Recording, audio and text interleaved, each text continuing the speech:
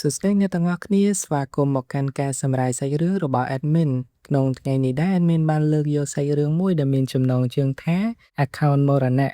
ដើម្បីយកមកសម្រាយចែកជូនអ្នកទាំងអស់គ្នាតាមដានទស្សនាមុននឹងចូលទៅដល់ការសម្រាយរបស់ Admin ចង់ពឹងឲ្យអ្នកទាំងអស់គ្នាជួយធ្វើការចុច Like Subscribe និងបើកសញ្ញាកណ្ដឹងដើម្បីទទួលបានវីដេអូថ្មីៗរាល់ពេល Admin ធ្វើការ Upload ដូចនេះដើម្បីកុំឲ្យខាតពេលវេលាយូរតោះទៅតាមដានការសម្រាយសាច់រឿងទាំងអស់គ្នា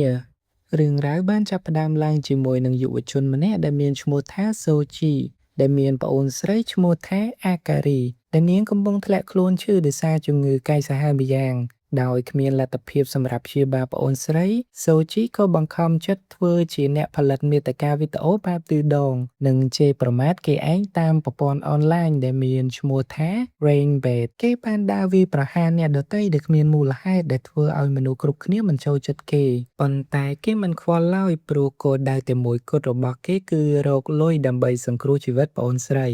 នៅឯមន្ទីរពេទ្យសូជីបានឃើញអាការីងើបអង្គុយគេក៏ប្រាប់ឲ្យនាងសម្រាកវិញទៅប៉ុន្តែនាងតបថានាងគេងពេញមួយថ្ងៃហើយថែមទាំងឆ្ងល់ថាហេតុអ្វីបានជាបងប្រុសមិនតបសាររបស់នាងសោះសូជីពន្យល់ថាគេរវល់រៀបចំកិច្ចការខ្លះហើយក៏បានទិញនំខេកមកផ្ញើនាងផងដែរប៉ុន្តែអាការីដឹងច្បាស់ថាបងប្រុសខ្លួនក៏ចូលចិត្តបង្អែមដែរទើបនាងសួរដេញដាថាតើគេលួចញ៉ាំអស់ប៉ុន្មានដុំហើយគេឆ្លើយថាទើបតែញ៉ាំអស់3ដុំទេប៉ុន្តែនាងមិនជឿឡើយរហូតដល់គេសារភាពថាគេញ៉ាំអស់6ទៅ7ដុំឯណោះនាងបានស្ដីបន្ទោសគេដែលមិនព្រមតមអាហារនិងសម្រេចចិត្តញ៉ាំនំខេកនោះម្នាក់ឯងដើម្បីជាការដាក់ទោសបងប្រុសប៉ុន្តែភ្លាមៗនោះនាងក៏ចាប់ផ្ដើមកកយ៉ាងខ្លាំងដែលធ្វើឲ្យសូជីភ័យសន្សស្លោជាខ្លាំងអាការីបានសុំទោសដែលធ្វើឲ្យគេបារម្ភនិងប្រាប់ថានាងក៏មិនដឹងថាមានរឿងអ្វីកើតឡើងចំពោះរាងកាយនាងដែរសូជីបានលើកទឹកចិត្តប្អូនស្រីកុំឲ្យអស់សង្ឃឹមព្រោះខែក្រោយពួកគេអាចនឹងធ្វើការវះកាត់នៅសហរដ្ឋអាមេរិកបានហើយ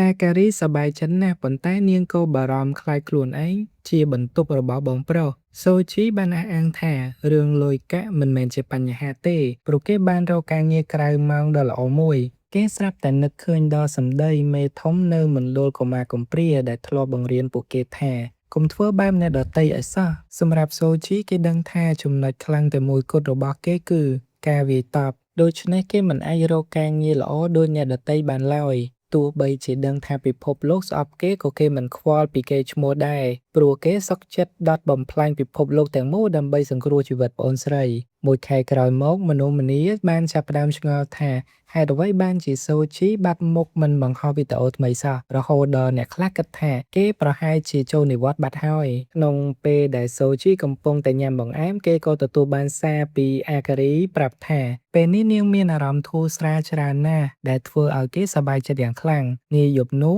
សូជីបានគេងលក់ទាំងដៃកាន់ទូរស័ព្ទជាប់ប៉ុន្តែគេស្រាប់តែភ្ញាក់ឡើងដឹងខ្លួនមកវិញភ្លាមៗនៅពេលដែលមានអារម្មណ៍ថាមានមនុស្សលួចចូលមកហើយក្មេងប្រុសម្នាក់មានឈ្មោះថាគូរូក៏បានស្ទុះមកវាយប្រហារគេដោយប្រើញញួរសូជីដឹងភ្លាមថាគោលដៅរបស់គូរូគឺចង់វាយកំទេចទូរស័ព្ទរបស់គេក៏ចាប់យកទូរស័ព្ទរួចរត់ចេញមកក្រៅប៉ុន្តែគូរូនៅតែដេញតាមវាយប្រហារគេមិនឈប់ឈរសូជីបានរងញញួរនោះហើយចាប់ផ្ដើមវាយតបវិញប៉ុន្តែគូរូគេចផុតនិងបន្តតម្រង់ទៅរកទូរស័ព្ទគេដដែលគូរូប្រាប់ថាគេធ្លាប់មើលវីដេអូរបស់សូជីកន្លងមកដែលធ្វើឲ្យសូជីគិតថាខ្លួនប្រហែលជាធ្លាប់ធ្វើឲ្យគេឈឺចាប់ពីមុនមកទើបគេសុខចិត្តសំទោសចំពោះមាតិកាដែលគេបានធ្វើសូជីបានអង្វរគូរូកុំឲ្យកំទេចទូរស័ព្ទគេអីព្រោះវាជាមធ្យោបាយតែមួយគត់សម្រាប់តាក់ទងប្អូនស្រីរបស់គេប៉ុន្តែគូរូបែរជាប្រាប់ការពិតដ៏រន្ធត់ថាគេត្រូវតែបំផ្លាញវាចោលព្រោះអាការីបានស្លាប់បាត់ទៅហើយការពិតទៅកាលពីមួយខែមុនសូជីបានឃើញអាការីដាច់ខ្យល់ស្លាប់នឹងភ្នែកប៉ុន្តែគេមិនអាចទទួលយកហេតុការណ៍ពិតដ៏ជូរចត់នេះបានទើបគេមិនទៅសូម្បីតែបន់សប្តិរបស់នាងគេនៅតែព្យាយាមផ្ញើសារទៅនាងរហូតដល់ថ្ងៃមួយដែលនាងតបមកវិញដែលធ្វើឲ្យគេជឿស្លងថានាងនៅមានជីវិតនៅឡើយរំពេចនោះទូរស័ព្ទរបស់សូជីបានចាប់ផ្ដើមរអាក់រអួលហើយរូបភាពអាការីក៏លេចឡើងដែលធ្វើឲ្យគេសប្បាយចិត្តយ៉ាងខ្លាំងប៉ុន្តែគូរូបានវាយទូរស័ព្ទនោះចេញពីដៃគេហើយសំពងវាដោយញញួរយ៉ាងចាស់ដៃ ពួកគេមានការភ្ញាក់ផ្អើលយ៉ាងខ្លាំងព្រោះទូរស័ព្ទនោះមិនបែកហើយវិញ្ញាណអាការីបានចេញមកក្រៅទាំងដែលនិយាយអរគុណទៅកាន់សូជីដែលតែងតែការពារនាងប៉ុន្តែភ្លាមៗនោះនាងក៏ប្រែក្រឡាទៅជាបិសាចគួរឲ្យខ្លាចទៅវិញគូរូបានស្ទុះមកការពារសូជីនិងប្រាប់ថានាងមិនមែនជាប្អូនស្រីរបស់គេទៀតទេព្រោះគេកំពុងតែជជែកជាមួយនឹងខ្មោចគូរូពន្យល់ថាកាលពីមុនខ្មោចតែងតែជាប់នៅកន្លែងផ្សេងៗប៉ុន្តែក្នុងពេលបច្ចុប្បន្ននេះមនុស្សជាច្រើនចំណាយពេលលើទូរស័ព្ទដូចនេះវិញ្ញាណទាំងនោះក៏ចាប់ផ្ដើមលេចឡើងនៅក្នុងបណ្ដាញសង្គមវិញម្ដងគេហៅវាថា Ghost Account ឬក៏គណនីខ្មោចដោយសារតែគេកំទេចទូរស័ព្ទនោះមិនទាន់ពេលឥឡូវនេះគេត្រូវតែតតាំងជាមួយនឹងនាងដោយផ្ទាល់គេប្រាប់ថាការវាយប្រហារតាមសាច់ដុំធម្មតាមិនអាចធ្វើអ្វីខ្មោច Digital ទាំងនោះបាននោះទេដូចនេះគេក៏ទម្លាក់ញញួរចោលហើយដកទូរស័ព្ទខ្លួនចេញមកដើម្បីប្រើវិធីសាស្ត្រដេញព្រលឹងតាមបែបទំនើបគេពន្យល់ថាពួកគេត្រូវតែបន្ថែមថាមពលវិញ្ញាណទៅកាន់ប្រព័ន្ធ Digital ទើបអាចកម្ចាត់ពួកវាបានគូរូបានវាយប្រហារអាការីជាច្រើនដងរហូតសូជីទ្រាំមើលមិនបានក៏អង្វរឲ្យគេឈប់គូរូប្រាប់ឲ្យគេភ្ញាក់ឡើងព្រោះប្អូនស្រីគេបានស្លាប់ទៅហើយមនុស្សគ្រប់គ្នាសត្វតែឈឺចាំនៅពេលដែលបាត់បង់មនុស្សជាទីស្រឡាញ់ប៉ុន្តែពួកគេត្រូវតែទទួលយកការពិតនិងបន្តរស់ទៅមុខទៀតរំពេចនោះអាការីបានលេចឡើងក្នុងទូរស័ព្ទទាំងស្រុងសូជីព្យាយាមដើរចូលទៅរកនាងប៉ុន្តែត្រូវបានគូរូហាមឃាត់គេជាប់នាងបានវាយគូរូឲ្យខ្ទាតទៅម្ខាងនិងបានចាប់បង្ខាំងសូជីនៅក្នុងមាត់របស់នាងថែមទាំងនិយាយមើលងាយថាគេគ្មានទីពឹងឡើយបើគ្មាននាងសូជីក៏នឹកដល់ប្អូនស្រីរបស់គេតែងតែបារម្ភពីគេជានិច្ចហើយគិតថាខ្លួនគឺជាមូលហេតុដែលធ្វើឲ្យវិញ្ញាណរបស់នាងមិនអាចទៅណាបានប៉ុន្តែក្នុងគ្រានោះគេក៏បានបញ្ចេញថាមពលវិញ្ញាណចេញមកក្រៅធ្វើឲ្យអាការីប្រឡែងគេឲ្យមានសេរីភាពវិញនៅពេលដែលគេទទួលស្គាល់ការពិតនៃការបាត់បង់ដ៏ធំធេងមួយនេះគូរូមានការងឿងឆ្ងល់យ៉ាងខ្លាំងនៅពេលដែលឃើញសូជីទាញអណ្ដាតភ្លើងពណ៌ខៀវចេញពីទូរស័ព្ទគេដឹងភ្លាមថាថាមពលរបស់សូជីបានភ្ញាក់ឡើងហើយប៉ុន្តែអណ្ដាតភ្លើងនោះធ្វើឲ្យគេនឹកដល់នរណាម្នាក់អាការីបានស្ទុះមករកសូជីម្ដងទៀតប៉ុន្តែគេប្រាប់នាងថាកុំឲ្យបារម្ភពីគេអីគេនឹងមើលថែខ្លួនឯងឲ្យបានល្អរួចគេក៏បានបញ្ចប់ជីវិតវិញ្ញាណរបស់នាងដោយប្រើអណ្ដាតភ្លើងមួយនោះបន្ទាប់មកមិត្តភ័ក្តិរបស់គូរូក៏បានមកដល់ប៉ុន្តែពួកគេមានភាពខកចិត្តយ៉ាងខ្លាំងដែលគូរូមិនអាចកម្ចាត់ខ្មោចដ៏ទន់ខ្សោយមួយនោះបានដោយខ្លួនឯងគូរូក៏ប្រាប់ពួកគេពីរបៀបដែលស៊ូជីបញ្ចេញថាមពលគ្រប់គ្នាគិតថាវាជារឿងដ៏សោកសៅបំផុតដែលគេត្រូវសម្លាប់វិញ្ញាណប្អូនស្រីបង្កើតរបស់ខ្លួនឯងប៉ុន្តែនៅពេលដែលគូរូប្រាប់ថាអណ្ដាតភ្លើងរបស់គេគឺពណ៌ខៀវគ្រប់គ្នាស្រាប់តែភ្ញាក់ផ្អើលជាខ្លាំងលោកគ្រូអ៊ីសាគីក៏បានសម្រេចចិត្តថាពួកគេនឹងនាំសូជីទៅកាន់បណ្ឌិតសភាគ្រូដេញព្រលឹងព្រឹកឡើងសូជីភ្ញាក់ឡើងនិងគិតថាគ្រប់យ៉ាងគ្រាន់តែជាសុបិនអាក្រក់ប៉ុន្តែនៅពេលដែលគេឃើញគូរូនៅក្នុងបន្ទប់នោះដែរទើបគេដឹងថាវាគឺជាការពិតគូរូបានហុចទូរស័ព្ទទៅឲ្យគេវិញប៉ុន្តែសូជីមិនអាចរកឃើញប្រូហ្វាល់របស់អាការីទៀតបាននោះទេព្រោះ Dead Account បានបាត់ទៅវិញនៅពេលដែលខ្មោចត្រូវបានដកចេញសូជីសោកសៅដែលមិនអាចសំបីតែផ្ញើសារលាទៅកាន់ប្អូនស្រីរបស់គេប៉ុន្តែគេបានព្យាយាមញញឹមទាំងបង្ខំចិត្តនិងនិយាយថាគេត្រូវតែទទួលយកការពិតមួយនេះប៉ុន្តែគូរូដឹងច្បាស់ថាសូជីគ្រាន់តែធ្វើជាខ្លាំងប៉ុណ្ណោះបន្ទាប់មកគូរូក៏បាននាំគេចេញមកក្រៅដែលធ្វើឲ្យសូជីគិតថាពួកគេនៅក្នុងសន្តាគារប៉ុន្តែការពិតគឺសាលាបង្រៀនគ្រូដេញព្រលឹងដ៏ស្កឹមស្កៃមួយគូរូពន្យល់ថាសាលានេះត្រូវបានសាងសង់ឡើងតាមបែបសន្តាគារទឹកក្តៅដើម្បីបង្ហាញពីការសម្អាតពិភពលោកពីវិញ្ញាណអាក្រក់នៅតាមផ្លូវសិស្សដទៃទៀតចាប់ផ្ដើមនិយាយដើមគូរូនិងបង្ហាញការមិនចូលចិត្តចំពោះសូជីដោយសារវីដេអូអាស្រូវរបស់គេកន្លងមកគូរូនាំគេទៅកន្លែងត្រាំទឹកក្តៅដែលធ្វើឲ្យរបួសរបស់សូជីជាសះស្បើយទាំងអស់ប៉ុន្តែគេនៅតែប្រាប់ខ្លួនឯងថាមិនអាចធូរចិត្តខ្លាំងពេកនោះទេព្រោះគេអាចនឹងទប់ទឹកភ្នែកមិនជាប់នៅពេលដែលនឹកដល់ប្អូនស្រីរំពេចនោះលោកគ្រូអ៊ីសាគីក៏ងើបចេញពីក្នុងទឹកឲ្យណែនាំខ្លួនថាជាគ្រូបង្រៀននិងព្រះសង្ឃបន្ទាប់មកពួកគេបានចូលទៅខាងក្នុងហើយគូរូក៏បង្ហាញការមិនពេញចិត្តដែលគ្រូនៅក្បែរសូជីព្រោះគេជាមនុស្សដែលចូលចិត្តបង្កចំនួនតាមប្រព័ន្ធអនឡាញថែមទាំងប្រើអណ្ដាតភ្លើងពណ៌ខៀវថែមទៀតផងប៉ុន្តែលោកគ្រូអ៊ីសាគីបែរជាអញ្ជើញសូជីឲ្យចូលមកខាងក្នុងជាមួយពួកគេក្នុងនាមជាគ្រូដេញព្រលឹងទៅវិញគូរូគិតថាអ៊ីសាគីកំពុងតែឌឺដងខ្លួនប៉ុន្តែលោកគ្រូបញ្ជាក់ថាគាត់ធ្វើបែបនេះដោយស្មោះត្រង់ព្រោះសូជីទើបតែបញ្ចេញសមត្ថភាព Cyber Kindness Kinesis ដោយឃើញ Soji មិនយល់ពីអ្វីដែលកំពុងកើតឡើងលោកគ្រូ Izaki ក៏ពន្យល់ថាជាច្រើនសតវត្សមកហើយគ្រូដេញព្រលឹងតែងតែច្បាំងជាមួយនឹងវិញ្ញាណអាក្រក់ប៉ុន្តែអ្វីៗបានប្រែប្រួលបន្ទាប់ពីមានអ៊ីនធឺណិតគ្រូដេញព្រលឹងមិនអាចប្រើថាមពលចាស់ៗដើម្បីដោះស្រាយជាមួយនឹង account ខ្មោចបានឡើយគឺពួកគេបង្កើតថាមពលថ្មីដែលមានឈ្មោះថា Cyber Kinesis នេះឡើងប៉ុន្តែ Soji បែរជាធុញទ្រាន់ហើយដកទូរស័ព្ទមកចុចលេងទៅវិញគេប្រាប់ថាគេមិនខ្វល់រឿងខ្មោចឬការដេញព្រលឹងអីនោះទេព្រោះគេចង់ត្រឡប់ទៅរស់នៅជីវិតធម្មតារបស់គេវិញនៅពេល Soji រៀបនឹងចេញទៅ Izaki ក៏បានសួរសំណួរមួយថាតើឯងចង់ដឹងទេថាអ្វីដែលបានសម្លាប់ប្អូនស្រីឯងពិតប្រាកដទោះបី Soji ជឿថាប្អូនស្លាប់ដោយជំងឺប៉ុន្តែ Izaki បានបង្ហើបថានាងត្រូវបានសម្លាប់ដោយ account ខ្មោចដ៏មានអំណាចមួយដែលតែងតែសម្លាប់ជនរងគ្រោះណាដែលមានទំនាក់ទំនងខ្លាំងជាមួយនឹងពិភពលោក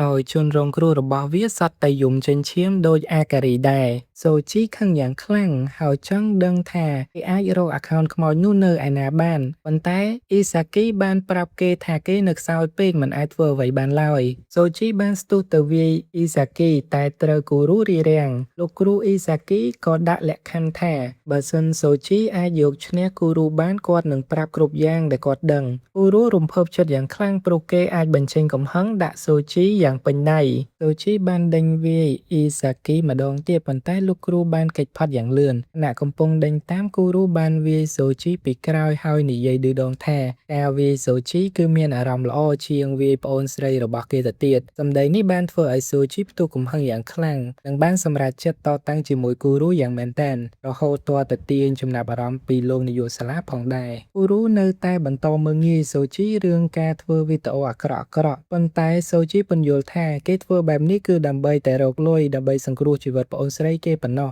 ទោះជាយ៉ាងណាក៏ដោយគូរូមិនជឿឡើយព្រោះគេគិតថា Soji គ្រាន់តែចង់ល្បីគូរូបានប្រើញញួរជាច្រើនដើម្បីកំទេច Soji រហូតដល់ដួបកាប់មុខ Soji ឆ្ងល់ថាតើគូរូបានប្រើក្បាច់អ្វីដើម្បីវាយគេ Izaki បានពន្យល់ថានោះគឺ Cyber Kinesis ហើយគាត់បានបង្រៀន Soji ពីរបៀបដកអាវុធចេញពីទូរស័ព្ទនៅពេលដែល Soji ធ្វើតាមអណ្ដាតភ្លើងពណ៌ខៀវក៏បានផ្ទុះឡើងម្ដងទៀត Izaki បានប្រមានគូរូកុំឲ្យប៉ះអណ្ដាតភ្លើងនោះឲ្យសោះរួចសុំឲ្យ Soji បានបង្ហាញពីសមត្ថភាពពិតរបស់គេ Soji បានបញ្ចូលថាមពលទៅក្នុងជើងដើម្បីបង្កើនល្បឿនប៉ុន្តែដោយសារតែមិនទាន់ទម្លាប់គេរត់ហួសនិងបានដួលកាប់មុខទោះជាយ៉ាងណា Izaki ដឹងថាគេជាមនុស្សដែលរៀនឆាប់ចេះបំផុត Soji ព្យាយាមម្ដងទៀតហើយលើកនេះគេអាចធ្វើឲ្យគូរូមានរបួសបន្តិចនៅលើថ្ពាល់ដែលធ្វើឲ្យគូរូខឹងនិងចាប់ផ្ដើមវាយតបវិញយ៉ាងសាហាវគ្រប់គ្នាមានការភ្ញាក់ផ្អើលដែល Soji អាចរីកចម្រើនបានយ៉ាងលឿនបែបនេះក្នុងរយៈពេលត្រឹមតែមួយថ្ងៃ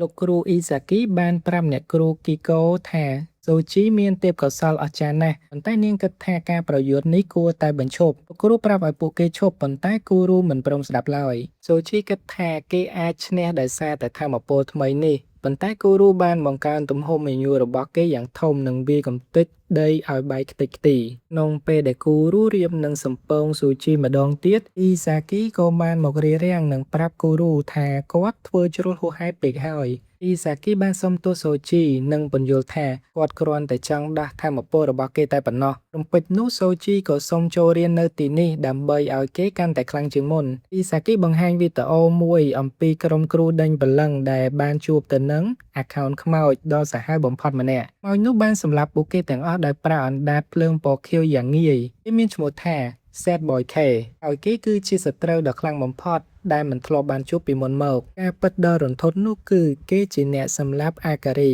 Soji ផាំងស្មារតីនៅពេលដែលដឹងថា K មានអណ្ដាតភ្លើងពណ៌ខៀវដូចគេដែរ Izaki ពន្យល់ថាវាគឺជា Demon Flame ឬក៏ភ្លើងបិសាចដែលមានសមត្ថភាពបណ្ដាសាដ៏កាចសាហាវ Soji ឆ្ងល់ថាហេតុអ្វីបានជាគេមានថាមពលដូចជាឃាតករទៅវិញ Izaki ប្រាប់ថាគាត់គ្រាន់តែមានអារម្មណ៍ថាពួកគេទាំងពីរអាចនឹងតតាំងគ្នាបាន Izaki ក៏បានលួងចិត្ត Soji ថាគេនឹងមិនត្រូវភ្លើងខ្លួនឯងដាច់នោះទេព្រោះសត្វដែលមានពិសមិនដែលស្លាប់ដោយសារពិសរបស់ខ្លួនឯងឡើយនៅពេល Soji ចង់ទៅផ្ទះវិញដើម្បីសម្រួលអារម្មណ៍គូរូនិងសិស្សដទៃទៀតបានមករារាំងហើយលោកគ្រូ Izaki ក៏បានណែនាំពួកគេថាសិស្សរបស់គាត់ដែលត្រូវរួមការងារជាមួយគ្នាពីពេលនេះទៅ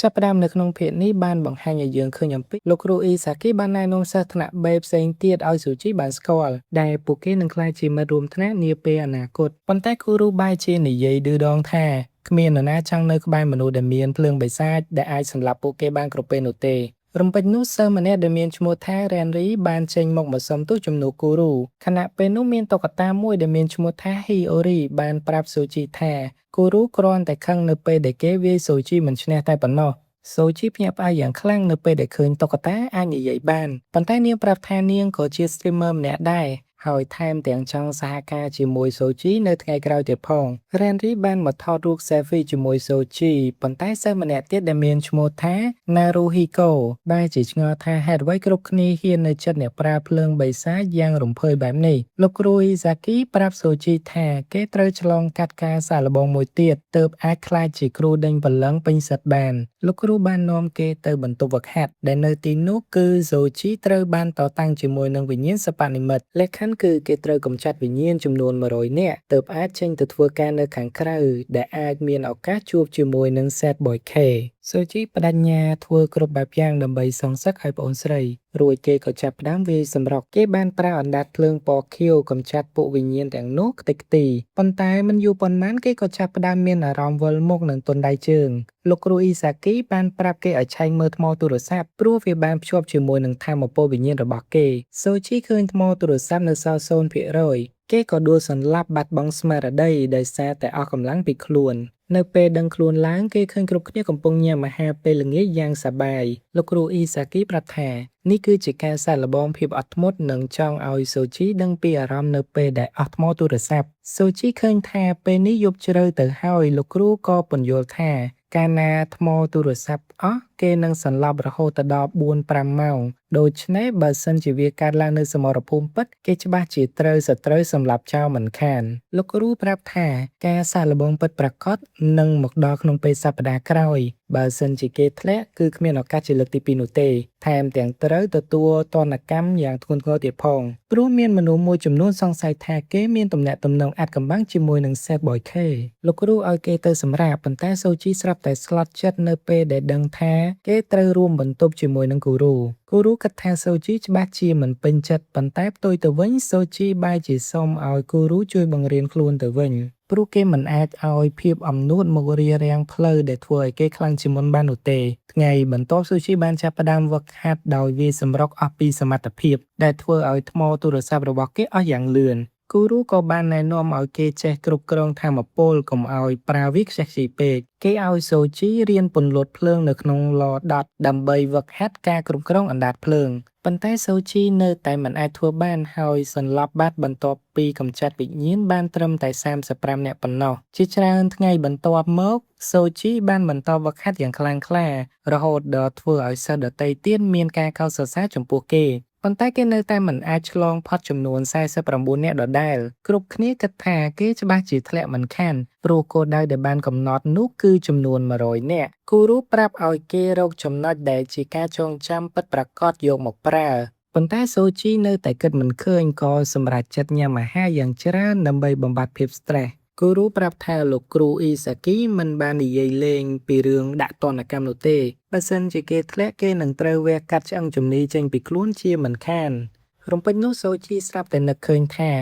គេបានទុកអដ្ឋិធាតុនិងរូបថតរបស់អាការីចោលនៅលើតុក្នុងផ្ទះថែមទាំងភ្លេចចាក់សោទ្វារទៀតផងគេក៏ចង់សុំទៅផ្ទះវិញជាបន្ទាន់គូរូគិតថាវាគ្រាន់តែជាលេសចង់រត់ចោលការសាកល្បងតែប៉ុណ្ណោះប៉ុន្តែសូជីបានបញ្ជាក់យ៉ាងច្បាស់ថាគេមិនរត់ចោលនោះទេព្រោះគោលដៅតែមួយគត់របស់គេគឺការសងសឹកឲ្យប្អូនស្រីថ្ងៃប្រឡងបានមកដល់សូជីបានចាប់ផ្ដើមកម្ចាត់ពួកវិញ្ញាណទាំងនោះប៉ុន្តែគេនៅតែធ្វើខុសដែលធ្វើឲ្យថ្មទូរស័ព្ទរបស់គេធ្លាក់ចុះយ៉ាងលឿនមកនៅសល់ត្រឹមតែ 30% ប៉ុណ្ណោះទាំងដែលគេទើបតែកម្ចាត់បានចំនួន3សាច់ប៉ុន្មានអ្នកតែប៉ុណ្ណោះខណៈពេលដែលមិត្តភក្តិគ្រប់គ្នាលើកទឹកចិត្តគេគូរូបែរជាស្រែកជេរប្រមាថនិងមើលងាយសូជីយ៉ាងខ្លាំងដែលបានធ្វើឲ្យគ្រប់គ្នាភ្ញាក់ផ្អើលសិស្សដែលស្អប់សូជីក៏ចាប់ផ្ដើមជេរប្រមាថតាមដែរប៉ុន្តែសម្ដីមើលងាយទាំងនោះបានធ្វើឲ្យសូជីនឹកឃើញដល់ការដែលគេចាប់ផ្ដើមធ្វើវីដេអូដំបូងដែលការនោះគេខ្លាចពាក្យរិះគន់យ៉ាងខ្លាំងប៉ុន្តែក្រោយមកគេចាប់ផ្ដើមទប់ពួក hater នោះជាអ្នករកលុយឲ្យប្អូនស្រីរបស់គេវិញ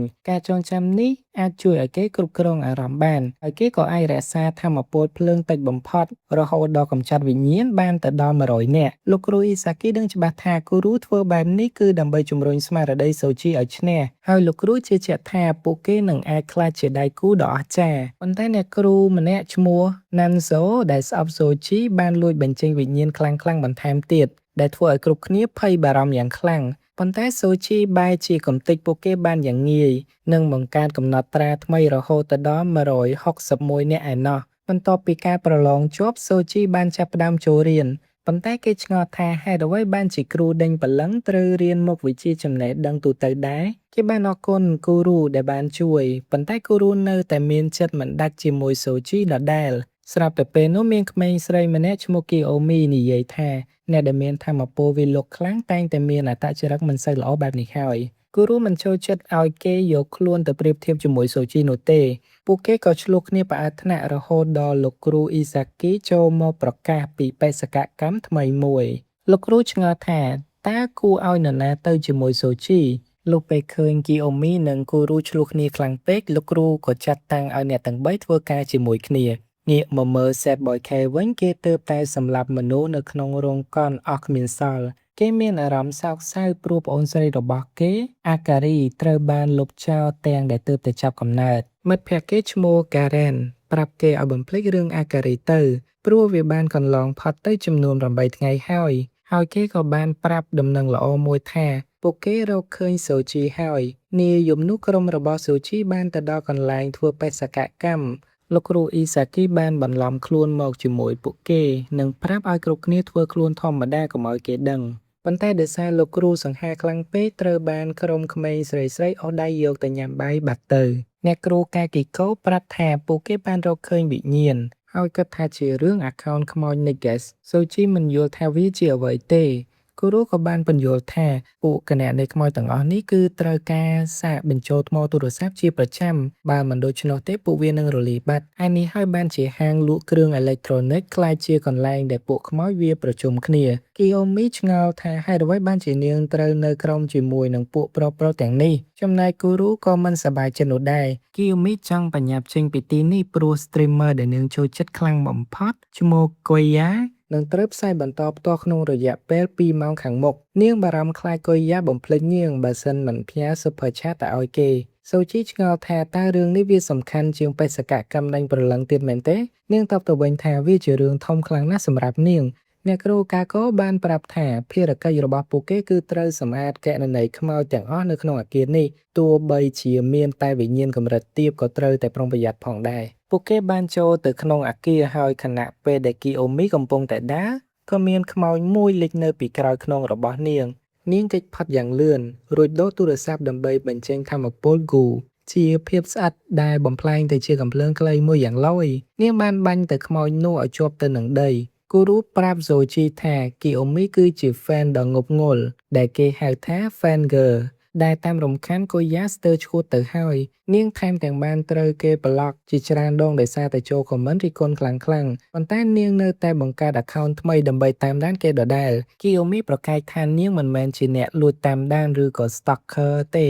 នាងគឺស្រឡាញ់គូយ៉ាពិតមែនគូរូក៏ព្រមានឲ្យសូជីប្រុងប្រយ័ត្នរឿងប្រើទូរស័ព្ទព្រោះវាប៉ះពាល់ទៅដល់ថាមពលរបស់ពួកគេបានសហការគ្នាកម្ចាត់វិញ្ញាណដទៃទៀតដែលធ្វើឲ្យសូជីយល់ថាការដេញបលឹងគឺត្រូវធ្វើការងារជាក្រុមមានខ្មោចមួយលេចនៅពីក្រោយខ្នងពួកគេសូជីក៏ស្ទុះទៅកម្ចាត់វាចោលប៉ុន្តែគូរូនិងគីអូមីបែរជាខឹងសូជីទៅវិញព្រោះអណ្ដាតភ្លើងបិសាចរបស់គេស្ទើរតែដាច់សម្លាប់ពួកគេទាំងពីរនោះទៅហើយក្នុងពេលនោះក៏មានក្រុមចោរមួយលួចចូលមកក្នុងហាងដែរ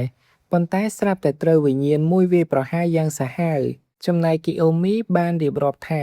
នាងមិនដែលចង់ធ្វើជាអ្នកគ្រូដេញបលឹងស្អីនោះទេប៉ុន្តែវាជាការងារតែមួយគត់ដែលនាងអាចធ្វើបានដើម្បីរកលុយយកទៅផ្ញើ Super Chat ឲ្យគូយ៉ានាងបានប្រើប្រាស់កំភ្លើងស្អិតរបស់នាងដើម្បីបាញ់ជើងពួកខ្មោចរួចគូរូបានបញ្ចប់ជីវិតពួកវានាងសរសើរគូរូថាជាអ្នកវាយលុកដ៏ពូកែ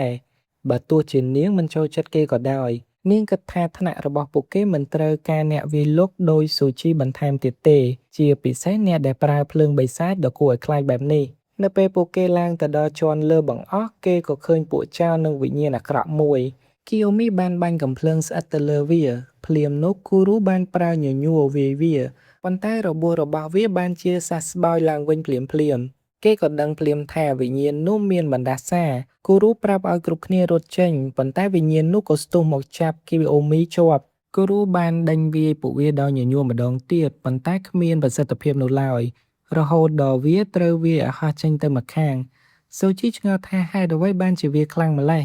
គូរូពន្យល់ថាពួកគណនេយ្យខ្មោចខ្លះមានសមត្ថភាពពិសេសដែលហៅថាបណ្ដាសាឬក៏ curse ដែលធ្វើឲ្យពួកវាស្ថិតនៅក្នុងកម្រិតមធ្យមឬក៏ខ្ពស់ជាធម្មតាគេត្រូវប្រើក្រុមជំនាញដើម្បីដោះស្រាយប៉ុន្តែសម្រាប់ពួកគេពេលនេះគឺពិបាកតតាំងជាមួយវាណាស់វិញ្ញាណនោះបានបំបាក់ដៃគីអូមីនិងបោកនាងទៅលើដីរហូតដល់នាងសន្លប់បាត់ស្មារតីគូរូប្រាប់ឲ្យស៊ូជីរត់ចេញទៅព្រោះភ្លើងពណ៌ខៀវរបស់គេនឹងនាំរឿងកាន់តែធំគូរូបានគប់ញញួររបស់គេទៅលើវាប៉ុន្តែវាមិនអាចធ្វើអ្វីបាននោះទេខណៈពេលដែលវិញ្ញាណនោះរៀបនឹងសម្លាប់គីអូមីស្រាប់តែសូជីបានគប់តុក្កតាខ្លាឃ្មុំដែលមានជាប់ភ្លើងបិសាចទៅលើវាដែលធ្វើឲ្យវាប្រឡែងគីអូមីចោលសូជីនិយាយថាខ្ញុំមិនចោលអ្នកទាំងអស់គ្នានោះទេព្រោះការដេញប្រឡឹងគឺត្រូវធ្វើជាក្រុមពួកគេបាននាំគ្នាទៅពួននៅជាន់ក្រោមគូរូបានសាកល្បងកាន់ដៃសូជីក្នុងពេលដែលគេបញ្ចេញភ្លើងបិសាចប៉ុន្តែគ្មានរឿងអ្វីកើតឡើងចំពោះមនុស្សឡើយគេក៏ដឹងភ្លាមថាភ្លើងបិសាចនេះគ្មានគ្រោះថ្នាក់ដល់មនុស្សនោះទេប៉ុន្តែវាមានប្រសិទ្ធភាពខ្លាំងទៅលើពួកខ្មោចរហូតធ្វើឲ្យពួកវាមិនអាចជាសះស្បើយរបួសបានពួកគេក៏រៀបចំផែនការដើម្បីកម្ចាត់វាសូជីបានវាយប្រហារពីខាងក្រោមដើម្បីបើកផ្លូវឲ្យគូរូប្រើញញួរវាយប៉ុន្តែវិញ្ញាណនោះបែរជាបង្វិលខ្លួនមកបោកសូជីទៅនឹងជញ្ជាំងវិញស៊ូជីស្ថិតនៅក្នុងគ្រោះថ្នាក់ប៉ុន្តែអាដ្រេណាលីនរបស់គេបានផ្ទុះឡើងគេបានគេចផុតនឹងគប់តុក្កតាភ្លើងទៅលើវាបន្ថែមទៀតប៉ុន្តែវានៅតែអាចគេចផុតនឹងចាប់ជើងស៊ូជីជាប់គ្រូបានស្ទុះទៅជួយប៉ុន្តែគីអូមីដែលទើបតែដឹងខ្លួនវិញក៏បានបញ្ញាប់ទាញកំភ្លើងស្អិតបាញ់ទៅវាទាំងកំហឹងព្រោះការផ្សាយផ្ទាល់របស់កុយយ៉ាបានចាប់ផ្ដើមបាត់ទៅហើយខ្មោចនេះបានធ្វើឲ្យនាងខកខានមិនបានផ្ញើ Super Chat ទៅមុនគេនាងបញ្ជាឲ្យសូជីនិងគូរូបញ្ចប់ជីវិតវាភ្លាមពួកគេបានវាយសម្រុកអស់ពីសមត្ថភាពវិញ្ញាណនោះព្យាយាមរើបំរាស់ប៉ុន្តែគីអូមីកាន់តែខឹងខ្លាំងនៅពេលដែលឮសំឡេង notification ថាមានមនុស្សស្រីម្នាក់ផ្ញើ Super Chat ទៅកុយយ៉ាបាត់ហើយនាងបានច្របាច់វិញ្ញាណនោះយ៉ាងជាប់ណែនរហូតដល់សូជីនិងគូរូអាចកម្ចាត់វាបានសម្រេចសូជីមានអារម្មណ៍សប្បាយចិត្តនិងទទួលស្គាល់ថាទោះបីជាគេធ្លាប់ធ្វើរឿងមិនល្អដើម្បីប្អូនស្រីប៉ុន្តែគេពិតជាចូលចិត្តការងារមួយនេះពិតមែនគូរូនិយាយលេងសើចថាមនុស្សដូចឯងនេះហើយទើបក្លាយជាគ្រូដេញបលឹងដល់ពូកែខណៈដែលពួកគេរៀបនឹងចាកចេញសូជីស្រាប់តែមានអារម្មណ៍អ្វីម្យ៉ាងមិនប្រក្រតីគេងាកទៅក្រោយឃើញគីអូមីនិងគូរូស្រាប់តែមានឈាមហូរចេញពីភ្នែកហើយ Sad Boy K ក៏លេចមុខមកភ្លាមស៊ូជីផ្ទុះកំហឹងយ៉ាងខ្លាំងនៅពេលដែលនឹកឃើញពីអាការីគេស្ទុះទៅវាយខេប៉ុន្តែគ្មានប្រសិទ្ធភាពនោះទេភ្នែករបស់សូជីចាប់ផ្ដើមហូរឈាមហើយគេក៏បានដួលទៅនឹងដីប៉ុន្តែគេនៅតែព្យាយាមក្រោកឈរដើម្បីសងសឹកឲ្យប្អូនស្រីរបស់គេឲ្យបានតែបើខេគិតថាសូជីច្បាស់ជាខ្លាចជាខ្មោចដ៏មានអំណាចបន្ទាប់ពីស្លាប់ខណៈពេលដែលខេរៀបនឹងសម្លាប់សូជីស្រាប់តែលោកគ្រូអ៊ីសាគីបានបង្ហាញខ្លួនដើម្បីមកការពារពួកគេដែលប្រើខ្យល់ព្យុះយ៉ាងខ្លាំងលោកគ្រូអ៊ីសាគីបានណែនាំខ្លួនថាជាគ្រូបង្រៀនរបស់សូជីដែលធ្វើឲ្យខេមានការចាប់អារម្មណ៍យ៉ាងខ្លាំងលោកគ្រូបានពិនិត្យមើលអ្នកដទៃទៀតនិងប្រាប់សូជីថាមិត្តភក្តិរបស់គេមិនអីនោះទេពួកគេគ្រាន់តែសន្លប់ប៉ុណ្ណោះលោកគ្រូអ៊ីសាគីបានយំសោកយ៉ាងខ្លាំងព្រោះមានអារម្មណ៍ថាខុសដែលទុកឲ្យសិស្សតតាំងជាមួយវិញ្ញាណកម្រិតមធ្យមតែម្នាក់ឯងលោកគ្រូបានស្ដីបន្ទោសខ្លួនឯងប៉ុន្តែសូជីបានឃើញ Sad Boy K កំពុងតែបញ្ចូលថាមពលភ្លើងដើម្បីដាត់ពួកគេទាំងអស់គ្នាលោកគ្រូអ៊ីសាគីក៏បានប្រើរបាំងការពារឬ barrier នៅជុំវិញពួកគេគ្រូពន្យល់ថាវាគឺជាឧបករណ៍ពិសេសដែលអាចការពារពួកខ្មោចបានរយៈពេល3នាទីដោយទប់ស្កាត់រលក electromagnetic លោកគ្រូអ៊ីសាគីបានសរសើរសូជីដែលអាចតតាំងជាមួយនឹង K បានដល់ថ្នាក់នេះរួចលោកគ្រូបានប្រាប់សិស្សទាំងអស់គ្នាឲ្យនៅក្នុងរបាំងការពារចំណែកឯគាត់ទៅតតាំងជាមួយ Sad Boy K ដោយផ្ទាល់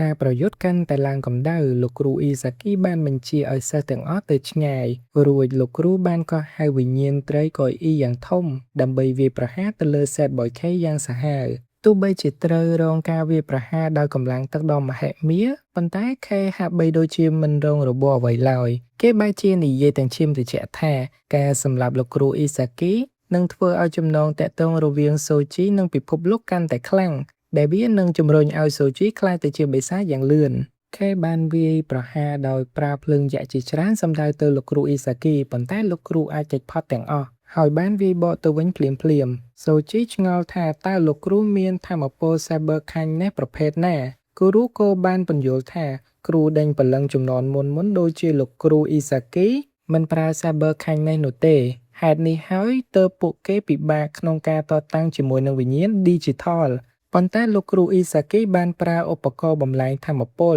ដើម្បីឲ្យការវាយប្រហាររបស់គាត់មានប្រសិទ្ធភាពទៅលើពួកខ្មោចអនឡាញពេលនោះស្រាប់តែភ្នែករបស់លោកគ្រូអ៊ីសាគីបានចាប់ផ្ដើមហូរឈាមដែលធ្វើឲ្យសូជីមានការភ័យបារម្ភយ៉ាងខ្លាំងប៉ុន្តែគូរូប្រាប់ឲ្យគេនៅឲ្យស្ងៀមព្រោះបើខេគ្រាន់តែជាខ្មោចធម្មតាលោកគ្រូប្រហែលជាកម្ចាត់វាបានយូរហើយគូរូបង្ហើបអាថ៌កំបាំងថានៅពេលដែលថាមពលសម័យមុនត្រូវបានបំផ្លែងតាមឧបករណ៍ Digital វានឹងធ្លាក់ចុះកម្លាំងរហូតដល់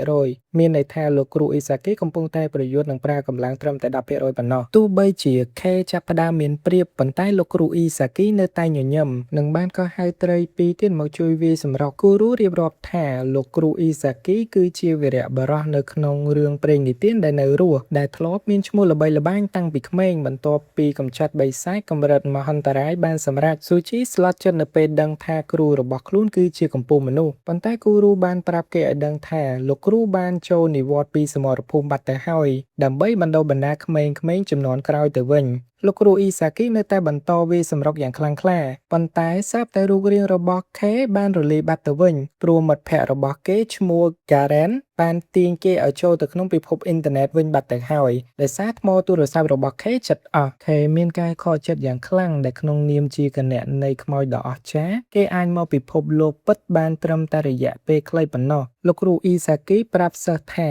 អំបញ្ញមិញនេះខេគ្រាន់តែប្រយុទ្ធក្នុងរបៀបសន្សំសំចៃថ្មតែប៉ុណ្ណោះគូរូគិតថាពួកគេបាត់បង់ឱកាសកម្ចាត់វាប៉ុន្តែលោកគ្រូអ៊ីសាគីត្រេកអរដែលសិស្សទាំងអស់របស់គាត់មានសុវត្ថិភាពសូជីក៏ប្រាប់លោកគ្រូវិញថាគេចង់ខ្លាំងដោយលោកគ្រូដែរនៅឯសាលាថ្នាក់ដឹកនាំបានបើកការប្រជុំពីរឿង Sad Boy K ពួកគេដឹងថា account របស់ K នៅតែដើរហើយអ្នកដែល follow គេសត្វតែត្រូវស្លាប់ទាំងអស់រហូតគេចាត់ទុក K ជារឿងព្រេងនៅក្នុងទីក្រុងដ៏គួរឲ្យខ្លាចលោកគ្រូអ៊ីសាគីពន្យល់ថា K មកទីនេះគឺដើម្បីមកយកខ្លួនសូជីទៅធ្វើជាគណនៃខ្មោចគ្រូម្នាក់ឈ្មោះថា Nanzo ចង់កម្ចាត់សូជីចោលតែម្ដងប៉ុន្តែលោកគ្រូអ៊ីសាគីការពារថាភ្លើងរបស់សូជីមិនធ្វើឲ្យមនុស្សស្លាប់ទេហើយសូជីក៏មិនមែនជាគីងសម្ងាត់របស់ខេដែរព្រោះគេទើបតែវាប្រហារគ្នាអំបញ្ញមិញទោះជាយ៉ាងណាលោកគ្រូអ៊ីសាគីក៏បានបដិញ្ញាចិត្តថាបើសិនថ្ងៃណាមួយសូជីខ្លាយទៅជាបិសាចពិតមែនគាត់នឹងក្លាយជាអ្នកបញ្ចប់ជីវិតសូជីដោយផ្ទាល់ដៃសូជីនិងគូរូបានទៅមន្ទីរពេទ្យហើយសូជីភ្ញាក់ផ្អើលដែលឃើញគីអូមីជាសះស្បើយយ៉ាងលឿនអ្នកគ្រូពេទ្យមីណាបានថតរូបសូជីដើម្បីប្រើ Cyber ខាញ់នេះព្យាបាលរបួសឲ្យគេសូជីមានអារម្មណ៍អៀនខ្លាំងណាស់ព្រោះកាលពីលើកមុនគាត់ត្រូវអ្នកគ្រូដោះខោអាវថតរូបពេញមួយតួខ្លួនដើម្បីព្យាបាលរបួសមិត្តរួមថ្នាក់ដទៃទៀតបានមកសួរសុខទុក្ខហើយគ្រប់គ្នាមានស្មារតីចង់ហ្វឹកហាត់បន្តដើម្បីសងសឹកជាមួយនឹងខេប៉ុន្តែអ្នកគ្រូមីណាឲ្យពួកគេឆែកមើលថ្មទូរស័ព្ទឃើញថាចិត្តអស់ថាមពលវិញ្ញាណទៅហើយដូចនេះត្រូវតែសម្រាកបើមិនដូច្នោះទេនឹងសន្លប់មិនខានពួកគេក៏សម្រេចចិត្តទៅហ្វឹកហាត់កម្លាំងបាយជំនួសវិញសូជីដឹងថាខ្លួនឯងនៅខ្សោយកម្លាំងកាយមិនអាចទប់ទល់នឹងថាមពល Cyber ខាញ់នេះរបស់ខ្លួនបានគេក៏ទៅរកគូរូឲ្យជួយបង្រៀនប៉ុន្តែគូរូកំពុងរវល់ចុចទូរស័ព្ទរ៉េនរីប្រាប់ថាគូរូកំពុងរវល់នឹងទម្លាប់ប្រចាំថ្ងៃរបស់គេគឺដើរជេរអ្នកដទៃតាមប្រព័ន្ធអនឡាញក្រោយពីរវល់ដើរជេរគេរួចគូរូក៏ឲ្យសូជីផឹកទឹកដើម្បីធ្វើឲ្យចិត្តស្ងប់សូជីឃើញស្នាមសាក់នៅលើដៃគូរូក៏សួរថាតើគេធ្លាប់ជាក្មេងទំនើងមែនទេរ៉េនរីក៏ទម្លាយរូបថតចាស់ៗប្រាប់ថាគូរូធ្លាប់ជាមេបងធំកាលនៅវិទ្យាល័យហើយរ៉េនរីខ្លួនឯងក៏នៅក្នុងក្រុមក្មេងទំនើងនោះផងដែរគូរូមិនចង់បង្រៀនសូជីដែលផ្ទាល់ទេក៏បញ្ជូនសូជីទៅរកហ៊ីអូរីវិញនាងគឺជាអ្នកជំនាញខាងប្រយុទ្ធដោយដៃទទេសូជីទៅរកហ៊ីអូរីនៅលើធ្នើរប៉ុន្តែនាងមិនតបសោះថែមទាំងឃើញតុក្កតាដូចនាងរាប់រយទៀតផងធ្វើឲ្យគេព្រឺក្បាលខ្ញាក់ រំពេចនោះហ៊ីអូរីពិតប្រាកដបានលេចមុខមកពីក្រោយខ្នងនិងបញ្យល់ថាតុក្កតាទាំងនេះគឺជាម៉ាកយីហោរបស់សាលាហើយនាងប្រើ Saber ខាញ់នេះដើម្បីបញ្ជាពួកវាពីចម្ងាយចំណែកខ្លួនពិតប្រាកដរបស់នាងគឺនៅក្នុងបន្ទប់ស្នាក់នៅឯណោះនាងយល់ព្រមបង្រៀនសូជីភ្លាមព្រោះនាងចង់វាជាមួយគេយូរមកហើយនៅទីលានហ្វឹកហាត់សូជីឆ្ងល់ថាតើគេអាចវាតុក្កតាដែលគួរឲ្យស្រឡាញ់បែបនេះដោយរបៀបណាប៉ុន្តែហ៊ីអូរីបានចាប់ផ្ដើមវាសម្រុកយ៉ាងខ្លាំងក្លាណារូហ៊ីកូប្រាប់សូជីឲ្យប្រយ័ត្នព្រោះហ៊ីអូរីគឺជាម្ចាស់ជើងឯក e-sport ផ្នែកប្រយុទ្ធដូច្នេះបច្ចេកទេសរបស់នាងគឺខ្លាំងណាស់សូជីចាប់ផ្ដើមយកចិត្តទុកដាក់និងបញ្ចេញភ្លើងពណ៌ខៀវហ៊ីអូរីក៏បដូរទៅបញ្ជាតុក្កតាធំជាងមុននិងបង្ហាញល្បឿនដ៏លឿនដោយភ្នែកបន្ទោនាងបញ្យល់ថាក្នុងពិភពហ្គេមអាជីពគ្រប់វិនាទីគឺសំខាន់នាងអាចទូទាយចលនារបស់គូសត្រូវតាមរយៈចង្វាក់ដង្ហើមសូជីចាប់ផ្ដើមរៀនតាមនិងអាចគេចផុតពីការវាយប្រហាររបស់នាងបានខ្លះៗប៉ុន្តែហ៊ីអូរីប្រាប់ថាគេមានចំណុចខ្វះខាតមួយចំនួនរួចនាងក៏ប្រើក្បាច់ពិសេសដើម្បីបញ្ចប់ជីវិតសូជីឲ្យដួលផ្កាប់មុខសូជីទទួលស្គាល់ថានាងពិតជាខ្លាំងមែនហើយបានសុំនាងធ្វើជាសិស្សទៀតផងបន្ទាប់ពីវឹកហាត់រួចពួកគេបានទៅរកអ្នកគ្រូមីណាដើម្បីព្យាបាលរបួសប៉ុន្តែអ្នកគ្រូប្រាប់ឲ្យពួកគេកុំឲ្យវាយគ្នាខ្លាំងពេកព្រោះគាត់ត្រូវទុកពេលវេលាដើម្បីជួយយូបាមីព្យាបាលស្បែកឲ្យក្មេងជាងវ័យនៅតាមផ្លូវទៅកន្លែងត្រឹមទឹកក្តៅសូជីឆ្ងល់ថារូបរាងពិតរបស់ហ៊ីអូរីយ៉ាងម៉េចហើយក៏បានដើរទៅជួបគីអូមីនិងក្មេងស្រីសកម្មការឈុំម្នាក់ដែលមានការអៀនខ្មាស់បំផុតគីអូមីប្រាប់ថានេះហើយគឺជាហ៊ីអូរីពិតប្រាកដសូជីភ្ញាក់ផ្អើលយ៉ាងខ្លាំងព្រោះនាងមើលទៅមិនដូចតុក្កតាទាល់តែសោះគេព្យាយាមនិយាយរកនាងប៉ុន្តែនាងបែរជារត់គេចបាត់នាងបានត្រឡប់មកវិញក្នុងរូបរាងជាតុក្កតានិងបានវាយប្រហារសូជីព្រោះតែគេហ៊ានមកប៉ះពាល់នាងគីអូមីបញ្យល់ថាហ៊ីអូរីគឺជាមនុស្សដែលអៀនច្រើនដែលមិនចូលចិត្តតាក់ទងនឹងអ្នកដទៃនាងបានប្រាប់សូជីថានាងទន្ទឹងរង់ចាំការហ្វឹកហាត់លើកក្រោយទៀតដែលធ្វើឲ្យគេសប្បាយចិត្តយ៉ាងខ្លាំងសូជីទទួលបានសារឲ្យចូលរួមការប្រជុំដើម្បីពិភាក្សាផែនការកម្ចាត់ខេអ៊ីសាគីប្រាប់ថាពួកគេធ្លាប់បរាជ័យក្នុងការកម្ចាត់ខេ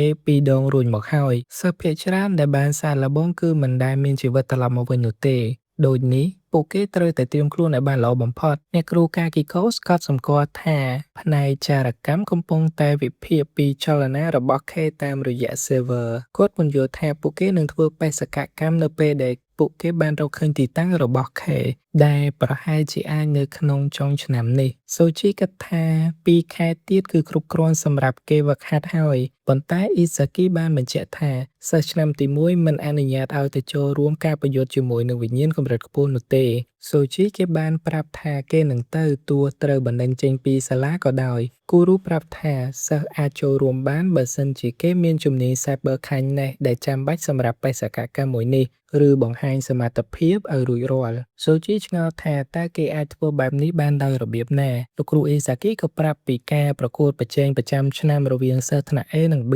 ដែលជាឱកាសដ៏ល្អសម្រាប់សូជីបង្ហាញសមត្ថភាពគេសម្រេចចិត្តបញ្ជាក់ខ្លួនឯងក្នុងព្រឹត្តិការណ៍នោះពួកគេក៏ចាប់ផ្ដើមការហ្វឹកហាត់ប៉ុន្តែរំពេចនោះសូជីបានជួបនឹងវិញ្ញាណមួយណារូហ៊ីកូបានបង្កើតរបាំងការពារប៉ុន្តែសូជីនិយាយលេងសើចធ្វើឲ្យណារូហ៊ីកូបាត់បង់សមាធិធ្វើឲ្យរបាំងការពារត្រូវបានបែកហើយវិញ្ញាណនោះបានបន្តវាយប្រហារមកលើពួកគេដូច្នេះពួកគេក៏នាំគ្នារត់គេចខ្លួនរ៉ានបានមកជួយនិងនាំពួកគេទៅកាន់ទីតាំងដែលមានសុវត្ថិភាពដែលអាចឲ្យពួកគេឡោមព័ទ្ធវិញ្ញាណទាំងអស់នោះបានសូជីឆ្ងល់ថាតើគេអាចធ្វើបែបនេះដោយរបៀបណាហ៊ីអូរីពន្យល់ថា Saber ខាញ់នេះរបស់រ៉ានដើរតួនាទីជាកាមេរ៉ា CCTV គេអាចបង្កើតបង្អួចចេញពីរូបថតដែលគេបានថតជាមួយទូរស័ព្ទពួកគេកម្ចាត់វិញ្ញាណនោះបានសម្រេចហើយលោកគ្រូអ៊ីសាគីបានឃើញសិស្សរីកចម្រើនយ៉ាងខ្លាំងក៏បានត្រេកអរប៉ុន្តែនៅពេលដែលអ៊ីសាគីឃើញសូជីហៅហ៊ីអូរីថាជាគ្រូរបស់គេគាត់បានចាប់ផ្ដើមចំណែននិងលួចយំតែម្នាក់ឯងរ៉េនរីគិតថាសូជីគឺជាចំណែកដ៏ល្អសម្រាប់ថ្នាក់របស់ពួកគេ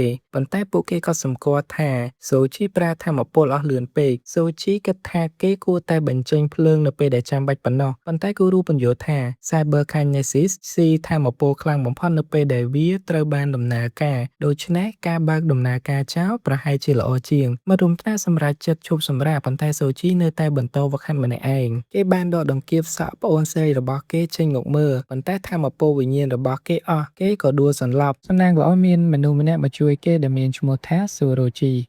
អរគុណសូរ៉ូជីដែលជួយចាប់ដង្កៀបសក់របស់ប្អូនស្រីគេប៉ុន្តែស្រាប់តែសូរ៉ូជីដុតដង្កៀបនោះចោលភ្លាមគេបានបង្ហាញថាគេក៏ជាអ្នកដែលចូលចិត្តធ្វើបាបអ្នកដទៃដូចគ្នាហើយគេចូលចិត្តឃើញអាការៈតស្លុតរបស់សូជីនៅពេលនេះសូជីខឹងយ៉ាងខ្លាំងនិងបានរាវេតបប៉ុន្តែសូរ៉ូជីចង់ធ្វើបាបគេបន្ថែមទៀតរំពេចនោះហីអូរីក៏បានមកដល់និងប្រាប់សូរ៉ូជីថាសូរ៉ូជីគឺជាកំពូលអ្នកធ្វើបាបអ្នកដទៃនៅក្នុងសាលានាងបានទម្លាយថាគេជាសិស្សម្នាក់ដែលមកពីថ្នាក់ A ផងដែរមេធំនៅក្នុងថ្នាក់ A ឈ្មោះថាវ៉ាការីបានមកដេញគេឲ្យទៅវឹកហាត់វិញហីអូរីបានពមៀនសូជីនៅឆ្ងាយពីពួកគេព្រោះពួកគេមិនមែនជាមនុស្សងាយស្រួលរាប់អានឡើយពួកគេរៀបនឹងចាត់ចេញប៉ុន្តែសូជីក៏ស្ទុះទៅវាយប្រហារសូរ៉ូជីពីក្រោយសិស្សថ្នាក់ A ម្នាក់ទៀតដែលមានឈ្មោះថាអ៊ីរូបានមកសហការជាមួយវ៉ាងការីដើម្បីបង្ក្រាបសូជីគូរូក៏បានមកដល់ជាមួយមិត្តភ័ក្តិផ្សេងទៀតនិងបានប្រឈមមុខជាមួយនឹងវ៉ាងការីដើម្បីការពារសូជីចំណែកឯខេវិញកំពុងអង្គុយម្នាក់ឯងទាំងសោកសៅហើយគេឆ្ងល់ថាតើសូជីកំពុងធ្វើអ្វីខ្លះការ៉េមប្រាប់ខេរីករាយឡើងវិញហើយក៏សម្គាល់ថាពួកគេកំពុងតែប្រមូលធនធានទាំងអស់ដែលចាំបាច់ដើម្បីបង្កើនក្តីសម័យរបស់ខេឲ្យទៅជាការពិតក្នុងពេលជាមួយគ្នានោះសូជីបានប្រើអណ្ដាតភ្លើងរបស់គេដើម្បីរុញខ្លួនឲ្យក្រោកឡើងវិញរួចបានដេញតាមសូរ៉ូជីវ៉ាការីបានសង្កត់ថាពួកគេមិនអាចគ្រប់គ្រងអ្នកដែលចូលចិត្តធ្វើបាបអ្នកដទៃបាននោះទេគូរូយល់ស្របថាពួកគេសុទ្ធតែដូចគ្នាប៉ុន្តែគេគិតថាសូរ៉ូជីគឺអាក្រក់ជាងសូជីទៅទៀតចំណែកឯសិស្សប្រុសម្នាក់មកពីថ្នាក់ A ឈ្មោះថាអាដាមានអារម្មណ៍ចំណាននៅពេលដែលឃើញអ៊ីរូមានចិត្តលួចស្រឡាញ់ទៅលើសូរ៉ូជីបានគេចផុតពីការវាយប្រហាររបស់សូជីហើយគេមានការចាប់អារម្មណ៍យ៉ាងខ្លាំងចំពោះអណ្ដាតភ្លើងពណ៌ខៀវមួយនោះប៉ុន្តែគេក៏បានបង្ហាញសូជីថាគេក៏អាចកោះហៅអណ្ដាតភ្លើងបានដូចគ្នាដោយមិនចាំបាច់ប្រើទូរស័ព្ទឡើយគេប្រាប់សូជីថាពួកគេគឺជាអ្នកឈ្នះក្នុងការប្រកួតនៅក្នុងឆមាសមុនហើយគេបាននិយាយចំអកថាសិស្សថ្នាក់ B សុទ្ធតែជាសិស្សដែលគ្មានសមត្ថភាពលើបែបនេះសូជីមានកំហឹងយ៉ាងខ្លាំងរួចក៏បានស្ទុះទៅចាប់ដៃដែលកំពុងតែជ័យរបស់សូរ៉ូជីទង្វើនេះធ្វើឲ្យសូរ៉ូជីមានអារម្មណ៍រំភើបយ៉ាងខ្លាំងប៉ុន្តែវ៉ាងការីបានមកកាត់ផ្តាច់ចង្វាក់របស់ពួកគេដល់ការកាប់បំផ្លាញដើមឈើជុំវិញនោះគេបានសុំទោសចំពោះអត្តចរិតរបស់សូរ៉ូជីប៉ុន្តែគេនៅតែគិតថាសិស្សថ្នាក់ B គឺជាសម្រាមព្រោះហ៊ានទទួលយកអ្នកប្រើភ្លើងបិសាចដូចជាសូជីឲ្យចូលរៀនគូរូបង្ហាញទំនុកចិត្តទៅលើសមត្ថភាពរបស់សូជីហើយគិតថាពួកគេនឹងអាចយកឈ្នះការប្រកួតដោយសារតែសូជីរីឯសូរ៉ូជីក៏បានប្រាប់ទៅសូជីថាលើកក្រោយនៅពេលដែលពួកគេប្រឈមមុខគ្នាគឺមិនត្រូវមានការយោគយល់ឬការដកដៃឡើយបន្ទាប់ពីនោះពួកគេបានទៅការិយាល័យរបស់អ្នកគ្រូមីណាម្ដងទៀតហើយអ្នកគ្រូបានរំលឹកឲ្យពួកគេចេះថែទាំសុខភាពរបស់ខ្លួនឯងនៅពេលដែលចេញមកខាងក្រៅសូជីបានជួបទៅនឹងអ៊ីសាគីដែលបានប្រាប់ថាមិត្តភ័ក្តិរបស់គេកំពុងតែរៀបចំខ្លួនសម្រាប់ការប្រកួតហើយសូជីបានស្នើសុំឲ្យលោកគ្រូអ៊ីសាគីជួយបង្វឹកគេផងដែរក្នុងរយៈពេលប្រមាណថ្ងៃបន្ទាប់ពួកគេទាំងអស់គ្នាបានខិតខំហ្វឹកហាត់យ៉ាងខ្លាំងនិងថែមទាំងរៀបចំយុទ្ធសាស្ត្រសម្រាប់ការប្រកួតនោះទៀតផងខណៈពេលដែលថ្នាក់ A គ្រាន់តែសម្រាលលំហែកាយព្រោះពួកគេមានទំនុកចិត្តយ៉ាងខ្លាំងចំពោះជ័យជំនះមួយនេះយូបាមីនិងលោកគ្រូអ្នកគ្រូដទៃទៀតបានពិភាក្សាគ្នាថាតើថ្នាក់ B មានឱកាសកែខៃស្ថានភាពឡើងវិញដែរឬទេព្រោះការពីឆមាសមុនមានតែគូរូម្នាក់ប៉ុណ្ណោះដែលធ្វើបានល្អចំណែកប្រព័ន្ធការពារ Cyber Kindness របស់ពួកគេគឺបរាជ័យទាំងស្រុងយូបាមីឆ្ងល់ថាតើសូជីនឹងនាំនៅសំណាងល្អឬក៏សំណាងអាក្រក់ឲ្យពួកគេប៉ុន្តែក្នុងពេលជាមួយគ្នានោះឃើញមាននរណាម្នាក់ដែលបានផ្ញើសារទៅកាន់ខេថាបំណងប្រាថ្នារបស់គេនឹងត្រូវសម្រេចក្នុងពេលឆាប់ៗនេះ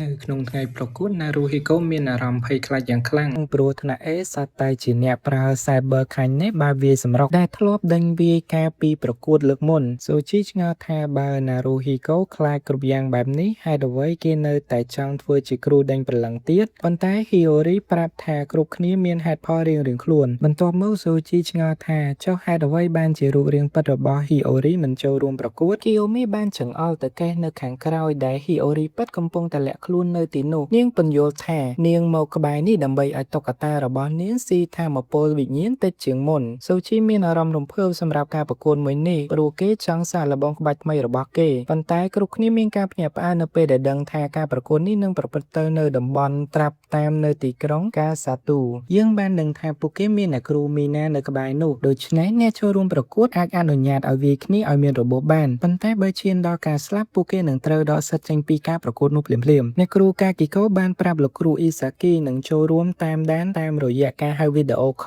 លហើយគាត់បានលើកទឹកចិត្តពួកគេឲ្យខិតខំប្រឹងប្រែងឲ្យអស់ពីសមត្ថភាពព្រោះគ្រប់គ្នាកំពុងតាមដានការប្រកួតនេះដើម្បីវាយតម្លៃពីសមត្ថភាពរបស់ពួកគេក្នុងការតតាំងជាមួយនឹងខេគូរូបានសន្យាថានឹងមិនធ្វើឲ្យលោកគ្រូខ្មាស់គេនោះទេប៉ុន្តែលោកគ្រូអ៊ីសាគីប្រាប់ថាទោះចាញ់ក៏មិនអីដែរព្រោះគាត់ពិតជាស្រឡាញ់សិស្សទាំងអស់គ្នាហើយមិនចង់ឲ្យពួកគេស្លាប់នៅពេលធ្វើបេសកកម្មគ្រោះថ្នាក់នោះទេចំណែកឯនិនសូវិញបានប្រាប់សិស្សថ្នាក់ A ថាពួកគេត្រូវតែយកឈ្នះជាដាច់ខាតនិងរំលឹកពួកគេឲ្យប្រកាន់ភ្ជាប់ជាមួយនឹងផែនការរបស់គេគឺម្នាក់ដេញតាមគោលដៅម្នាក់សូរ៉ូជីប្រាប់គ្រប់គ្នាថាគេនឹងទៅដោះស្រាយជាមួយនឹងសូជីប៉ុន្តែសិស្សម្នាក់ទៀតមានឈ្មោះថា Ben ក៏ចង់វាយជាមួយសូជីដែរព្រោះពណ៌ខៀវគឺជាពណ៌ដែលគេចូលចិត្តវ៉ាការីប្រាប់គ្រប់គ្នាឲ្យវាយតែអ្នកណាដែលពួកគេជួបគ្នាមុនទៅបានហើយយើងឃើញថាថ្នាក់ B បានត្រៀមខ្លួនរួចជាស្រេចហើយ Renry បានអរគុណសូជីដែលបានជួយលើកមុខមាត់សិស្សថ្នាក់ B កាលពីលើកមុនគេប្រាប់ថាកន្លងមកពួកគេនៅស្ងៀមព្រោះចង់ទុកសមត្ថភាពបញ្ចេញនៅថ្ងៃធំនេះឯង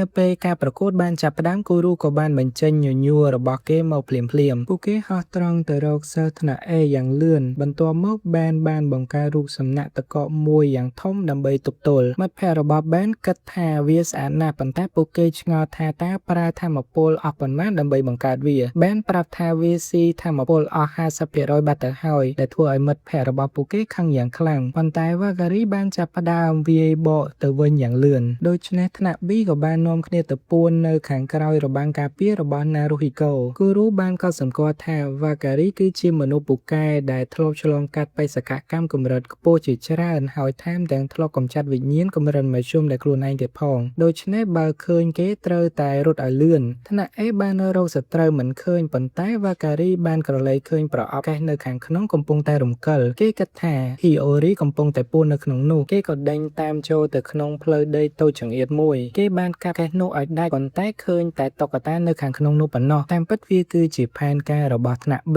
ដើម្បីឡោមព័ទ្ធវាយឆ្មក់វ៉ាការីនៅគណៈពេលដែលសមាជិកថ្នាក់ A ផ្សេងទៀតនៅឆ្ងាយពួកគេនឹងវាយប្រហារក្នុងពេលតែមួយប៉ុន្តែវ៉ាការីនៅតែអាចការពារខ្លួនឯងបានរ៉េនរីដឹងថាពួកថ្នាក់ A ផ្សេងទៀតនឹងជិតមកដល់ហើយដូច្នេះគូរូយល់ថាពួកគេត្រូវតែកម្ចាត់វ៉ាការីឲ្យបានមុនពេលអ្នកផ្សេងអាចមកដល់គេក៏បានគប់ញញួរតម្រង់ទៅលើវ៉ាការីគេចផុតយ៉ាងងាយប៉ុន្តែគីអូមីស្រាប់តែធ្វើឲ្យដៃរបស់គេក៏ហើយសូជីក៏បានហក់ទៅទាត់ចំក្បាលវ៉ាការីមួយទំហឹងលោកគ្រូអ្នកគ្រូកំពុងតែតាមដានការប្រកួតមានការចាប់អារម្មណ៍យ៉ាងខ្លាំងចំពោះការសហការគ្នាជាក្រុមរបស់សិស្សថ្នាក់ B យូបាមីគិតថាសូជីគឺជាអ្នកជួយដុតកម្ដៅស្មារតីរបស់ពួកគេវ៉ាការីបានប្រើក្បាច់កាប់ទម្លុះទឹកកកសូជីគិតថាគេចង់សម្លាប់ខ្លួនឯងប៉ុន្តែគូរូគិតថាវ៉ាការីកំពុងប្រើ Saber Kindness ដែលអាចកាប់បានតែគោលដៅដែលគេចង់កាប់ប៉ុណ្ណោះគេបានបញ្ចេញក្បាច់កាប់យ៉ាងសាហាវដែលអាចកាត់ផ្ដាច់គ្រប់បែបយ៉ាងនៅក្នុងតំបន់មួយនោះ Naruhiko បានប្រើរបាំងការពារគ្រប់គ្នាប៉ុន្តែ Hiyori មិនអាចចូលមកទាន់ពេលនោះទេ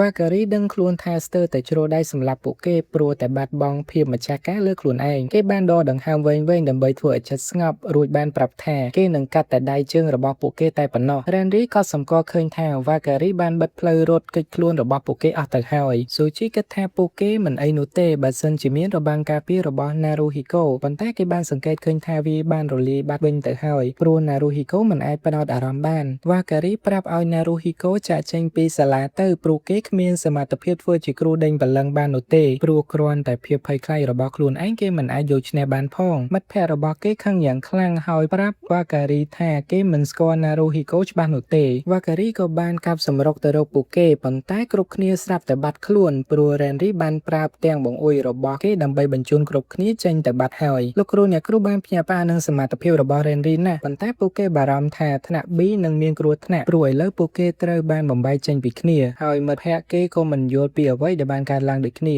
ព្រោះ Renry មិនបានប្រាប់ថាមពលពិតរបស់គេឡើយគូរូបានដឹងថាគ្មាននរណាម្នាក់អាចយកឈ្នះវ៉ាការីក្នុងការវាយទល់មុខបាននោះទេដូច្នេះគេបានរៀបចំផែនការវាយឆ្មក់ម្ដងទៀតប៉ុន្តែវ៉ាការីស្រាប់តែតាមទាន់គេតាមរយៈផ្ទាំងបង្អួចមួយនោះវ៉ាការីប្រាប់ថាគ្រួសាររបស់គេបង្រៀនឲ្យគេធ្វើជាមនុស្សល្អឥតខ្ចោះដូច្នេះគេមិនអាចទ្រាំគូរូនិងមិត្តភ័ក្តិរបស់គេបាននោះទេព្រោះពួកគេគ្រប់គ្នាសុទ្ធតែមានចំណុចខ្វះខាតទោះគេពន្យល់ថា ថាគេមកតាមបង្អួយរបស់គូរូព្រោះតែគេស្អប់គូរូខ្លាំងណាស់គូរូបានស្ទុះទៅវាយជាមួយគេនឹងញញួរប៉ុន្តែវ៉ាការីអាចគេចផុតនឹងកាប់សម្រុកដល់ថ្នាក់ដាច់រហ័យខោរបស់គូរូទៀតផងវ៉ាការីប្រាប់ឲ្យគូរូឈប់ធ្វើពុតជាមនុស្សល្អព្រោះធាតុពិតរបស់គេគឺជាមនុស្សអាក្រក់នោះទេថែមទាំងបានប្រាប់គូរូឲ្យរៀនតាមសូរ៉ូជីដែលមិនលាក់ធាតុពិតរបស់គេនឹងធ្វើខ្លួនអាក្រក់ប្រាកដពួកគេបន្តវាយគ្នាហើយវ៉ាការីនិយាយថាគេមិនចង់សម្លឹងមើលមុខគូរូឡើយព្រោះវាធ្វើឲ្យគេនឹកឃើញដល់ពួកមនុស្សដែលមិនចេះទទួលស្គាល់ពីកំហុសរបស់ខ្លួនឯងយើងបានដឹងថា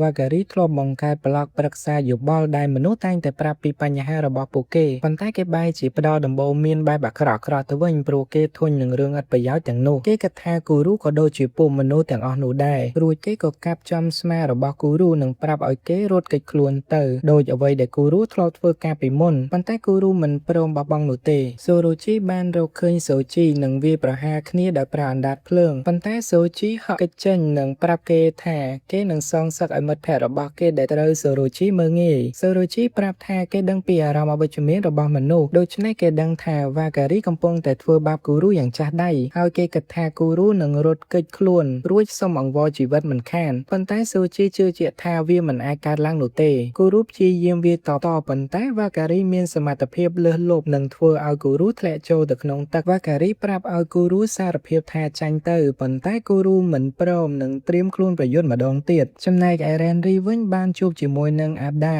ដែលចង់កម្ចាត់រ៉េនរីដើម្បីយកចិត្តអ៊ីរូគេក៏បានកោះហៅសត្វបិសាច Saber របស់គេដែលមានឈ្មោះថា Tandy Kong ចេញមកក្នុងសាច់រឿងអតីតកាលយើងបានឃើញថាអាដាគឺជាអ្នកដែលស្រឡាញ់សត្វម្នាក់ប៉ុន្តែគេគ្មានលទ្ធភាពចិញ្ចឹមពួកវានោះទេពីព្រោះតែគ្រួសាររបស់គេមានជីវភាពក្រីក្រខ្លាំងពេកស្របពេលនោះដែរ Nanzo បានឃើញសត្វចិញ្ចឹមសប្បនិមិត្តហោះហើរជុំវិញផ្ទះរបស់គេ Nanzo ដឹងថាអាដាគឺជាអ្នកកោះហៅវាដូច្នេះលោកក៏បាននាំគេចូលមកក្នុងសាលារៀនដែលធ្វើឲ្យគ្រប់គ្នាភ្ញាក់ផ្អើលនឹងសមត្ថភាពរបស់គេក្នុងការកោះហៅ Tandy Kong Nanzo ដឹងថា Cyber Kindness របស់គេគឺកម្រណាស់ដូច្នេះលោកគ្រូបានអញ្ជើញឲ្យគេចូលមករៀននិងប្រាប់ថាគេនឹងទទួលបានប្រាក់កម្រៃបើសិនបើគេខ្លាចជាគ្រូដេញបលឹងត្រឡប់មកបច្ចុប្បន្នវិញអាដាប្រាប់ថា Tandy Kong អាចកិនកំទេចផ្ទាំងថ្មធំៗបានដូច្នេះ Randy គ្មានឱកាសយកឈ្នះគេឡើយប៉ុន្តែ Randy បានបដិញ្ញាចិត្តថាគេត្រូវតែទៅរកគូរូឲ្យឃើញនៅក្នុងអតីតកាលមួយទៀតយើងឃើញថាគូរូបានជួប Randy ដែលកាលនោះ Randy មានប្អូនប្រុសម្នាក់ឈ្មោះថា Rhoda ហើយឪពុកម្ដាយរបស់ពួកគេចង់ឲ្យពួកគេដាស់ថាមពលវិញ្ញាណឲ្យឃើញយើងដឹងថាគ្រួសាររបស់ពួកគេគឺសាហាវណាស់ព្រោះសាច់ញាតិបានធ្វើបាបពួកគេក្នុងនាមជាការវឹកហាត់ហើយគូរូតែងតែរអ៊ូពីការធ្វើបាបរបស់ឪពុកម្ដាយគេច្រើនឆ្នាំកន្លងមកសាច់ញាតិរបស់ Randy គិតថាគេនិងប្អូនប្រុសគឺជាមនុស្សបរាជ័យព្រោះពួកគេនៅតែមិនទាន់ដាស់ថាមពលបានឪពុករបស់ពួកគេបានសម្រេចចិត្តបង្អត់អាហារពួកគេរយៈពេល3ថ្ងៃព្រោះគិតថាវាអាចជួយដាស់ថាមពលបាននៅពេលដែលត្រូវបានគេឃុំក្នុងបន្ទប់ Rhoda បានប្រាប់ឲ្យ Randy សម្លឹងមើលមុខគេឲ្យច្បាស់និងកុំភ្លេចគេឲ្យសោះបន្ទាប់ពី3ថ្ងៃមក Rhoda បានដាច់ខ្យល់ស្លាប់ដោយសារតែការបង្អត់អាហារប៉ុន្តែឪពុករបស់គេបែរជានិយាយថាគេជាមនុស្សទន់ជ្រាយដែលស្លាប់ត្រឹមតែការវឹកហាត់មូលដ្ឋានសាច់ញាតិគ្រប់គ្នាធ្វើដូចជា Rhoda មិនដែលមានវត្តមាននៅលើលោកនេះហើយឪពុកបានប្រាប់ Randy ឲ្យធ្វើដូចជាមិនដែលមានប្អូនប្រុសអញ្ចឹងប៉ុន្តែ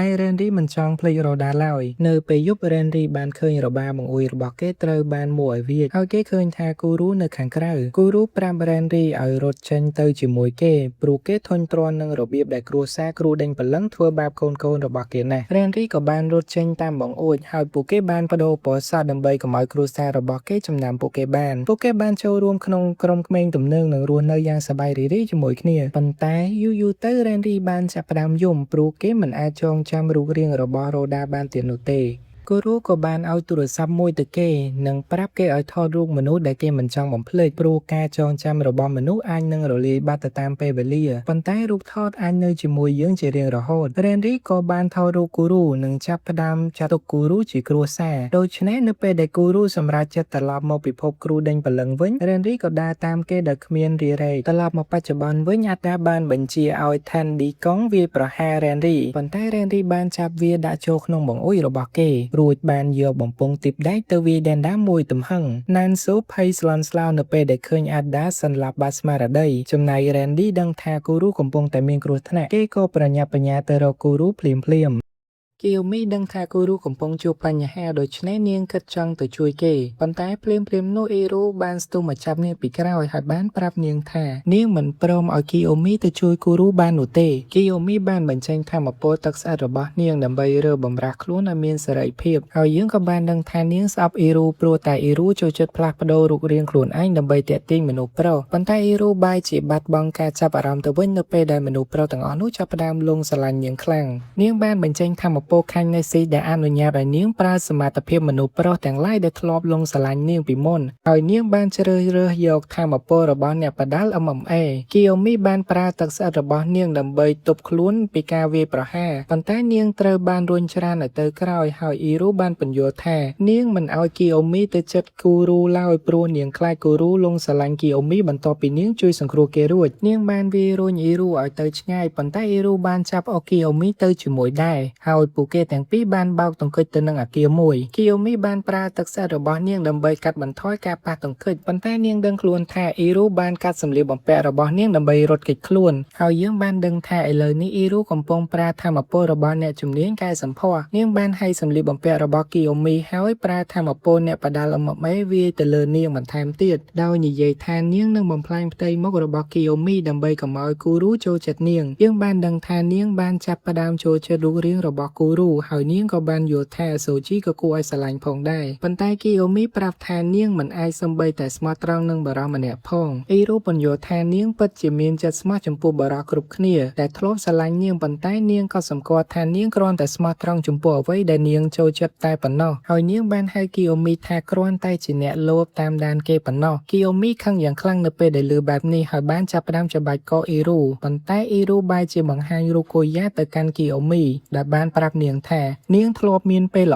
អជាមួយនឹងគេការចាប់របស់គីអូមីបានធូររលុងទៅវិញដោយសារតែទឹកចិត្តរបស់នាងបានអស់ហើយអ៊ីរូបានប្រើថាមពលអ្នកបោកចំបាក់ស៊ូម៉ូដើម្បីរុញនាងឲ្យទៅក្រោយប៉ុន្តែនាងដឹងខ្លួនវិញភ្លាមថារូបនេះគ្រាន់តែជាការកាត់តតែប៉ុណ្ណោះនាងបានដើរចំមុខអ៊ីរូហើយប្រាប់ថានាងនៅចាំបាននៅពេលដែលកូយ៉ាបង្ហោះរូប selfie របស់គេដោយប្រាប់អ៊ីរូថានាងគ្រាន់តែប្រាថ្នាចង់នៅលើគ្រែជាមួយគេប៉ុណ្ណោះនៅក្នុងអតីតកាលបានបង្ហាញឲ្យយើងដឹងថាមិត្តរួមថ្នាក់របស់គីអូមីមិនចូលចិត្តនាងនោះទេព្រោះពួកគេគិតថានាងជាក្មេងស្រីដែលត្រូវបានគេលើករំកានខ្ពស់ខ្លាំងពេកប៉ុន្តែសេចក្តីស្រឡាញ់របស់នាងចំពោះកូយ៉ាបានធ្វើឲ្យនាងមានកម្លាំងចិត្តតស៊ូយើងឃើញថានាងបានធ្វើឲ្យមិត្តរួមថ្នាក់របស់គេរងរបួសដោយអចេតនានៅពេលដែលថាមពលរបស់នាងបានភ្ញាក់លើកដំបូងហើយនាងមិនបានដឹងទេថាមានរឿងអ្វីកើតឡើងដូច្នេះលោកគ្រូអ៊ីសាគីបានបង្ហាញត្រីរបស់គាត់ឲ្យនាងបានឃើញគាត់បានបញ្យល់ថាមានតែពួកគេទេដែលអាចមើលឃើញវាព្រោះពួកគេមានថាមពលពិសេសហើយលោកគ្រូបានប្រាប់ថាគាត់អាចបង្រៀននាងអំពីរបៀបប្រើប្រាស់ខាញ់នៃស៊ីនេះបានត្រឡប់មកពេលបច្ចុប្បន្នវិញអ៊ីរូនិងគីអូមីនៅតែបន្តប្រយុទ្ធគ្នាប៉ុន្តែពួកគេទាំងពីរដឹងខ្លួនថាចិត្តសន្លប់ទៅហើយដោយសារតែថ្មទូរស័ព្ទចិត្តអស់ដូច្នេះពួកគេបានកវែងវាចោលគីអូមីបានស្ទុះទៅរកអ៊ីរូហើយពួកគេបានវាយគ្នាធ្លាក់ចូលក្នុងអាងទឹកក្តៅ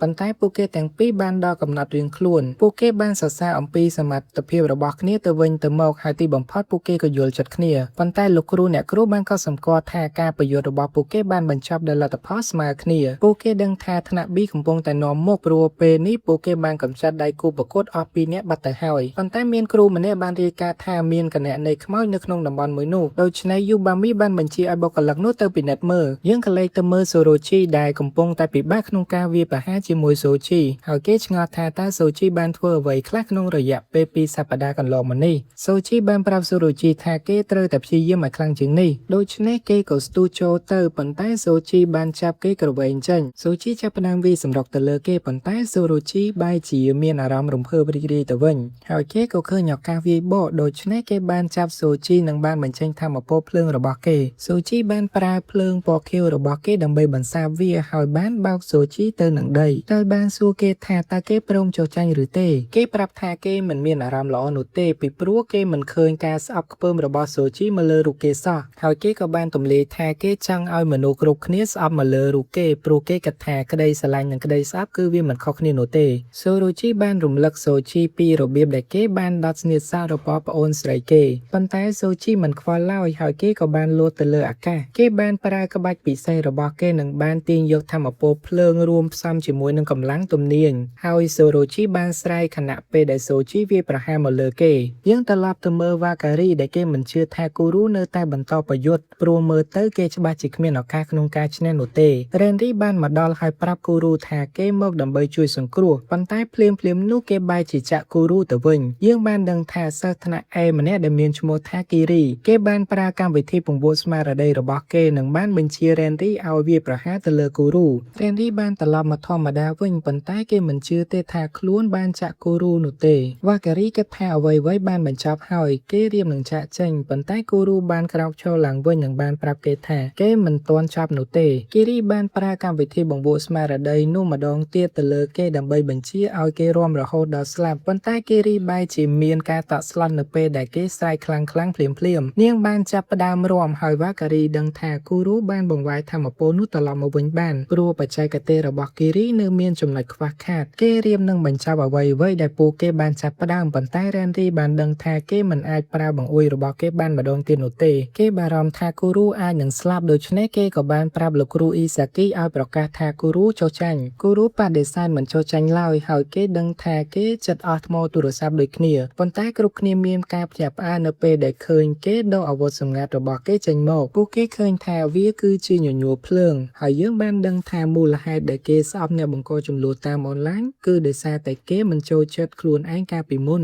យើងត្រឡប់ទៅការដែលគូរូជាសមាជិកបងធំហើយយើងដឹងថាគេចូលរួមដើម្បីភាពរីករាយព្រោះគេចង់បញ្ចេញអារម្មណ៍មិនល្អរបស់គេប៉ុន្តែនៅល្ងាចមួយលោកគ្រូ Isaki បានអញ្ជើញគូរូនិង Randy ឲ្យចូលរួមក្នុងសាលាបណ្ដុះបណ្ដាលប៉ុន្តែពួកគេពន្យល់ថាពួកគេមិនចាប់អារម្មណ៍នោះទេដូច្នេះពួកបងធំបានប្រាប់គេឲ្យដេញលោកគ្រូចេញទៅលោកគ្រូបានធ្វើមិនដឹងខ្លួនដូច្នេះម្នាក់ក្នុងចំណោមពួកគេបានព្យាយាមបង្រៀនមេរៀនដល់លោកគ្រូប៉ុន្តែលោកគ្រូ Isaki បានចាប់បោកគេទៅនឹងដីហើយ Randy មិនជឿសោះថាលោកគ្រូមកដើម្បីជ្រើសរើសពួកគេឡើយប៉ុន្តែលោកគ្រូបានសង្កេតឃើញស្នាមសាក់នៅលើស្មារបស់គូរូដោយឆ្ងល់ថាតើវាជាវិធីដែលគេចង់និយាយថាគេនឹងមិនខ្លាចទៅជាគ្រូដេញបលឹងមែនទេស្រីគិតថាលោកគ្រូ Isaki សង្ហាហើយពួកគេបានអញ្ជើញលោកគ្រូឲ្យទៅរីករាយជាមួយគ្នាប៉ុន្តែគូរូចាប់ផ្ដើមដើរចេញខណៈពេលដែលលោកគ្រូកំពុងតែត្រូវបានរំខានលោកគ្រូបានប្រាប់គូរូថាម្ដាយរបស់គេចង់ជួបគេដូច្នេះគេក៏បាននឹកឃើញពីរបៀបដែលគេមិនចង់បោះបង់ម្ដាយរបស់គេចោលព្រោះគាត់គឺជាមនុស្សតែម្នាក់គត់នៅក្នុងគ្រួសារដែលល្អចំពោះគេ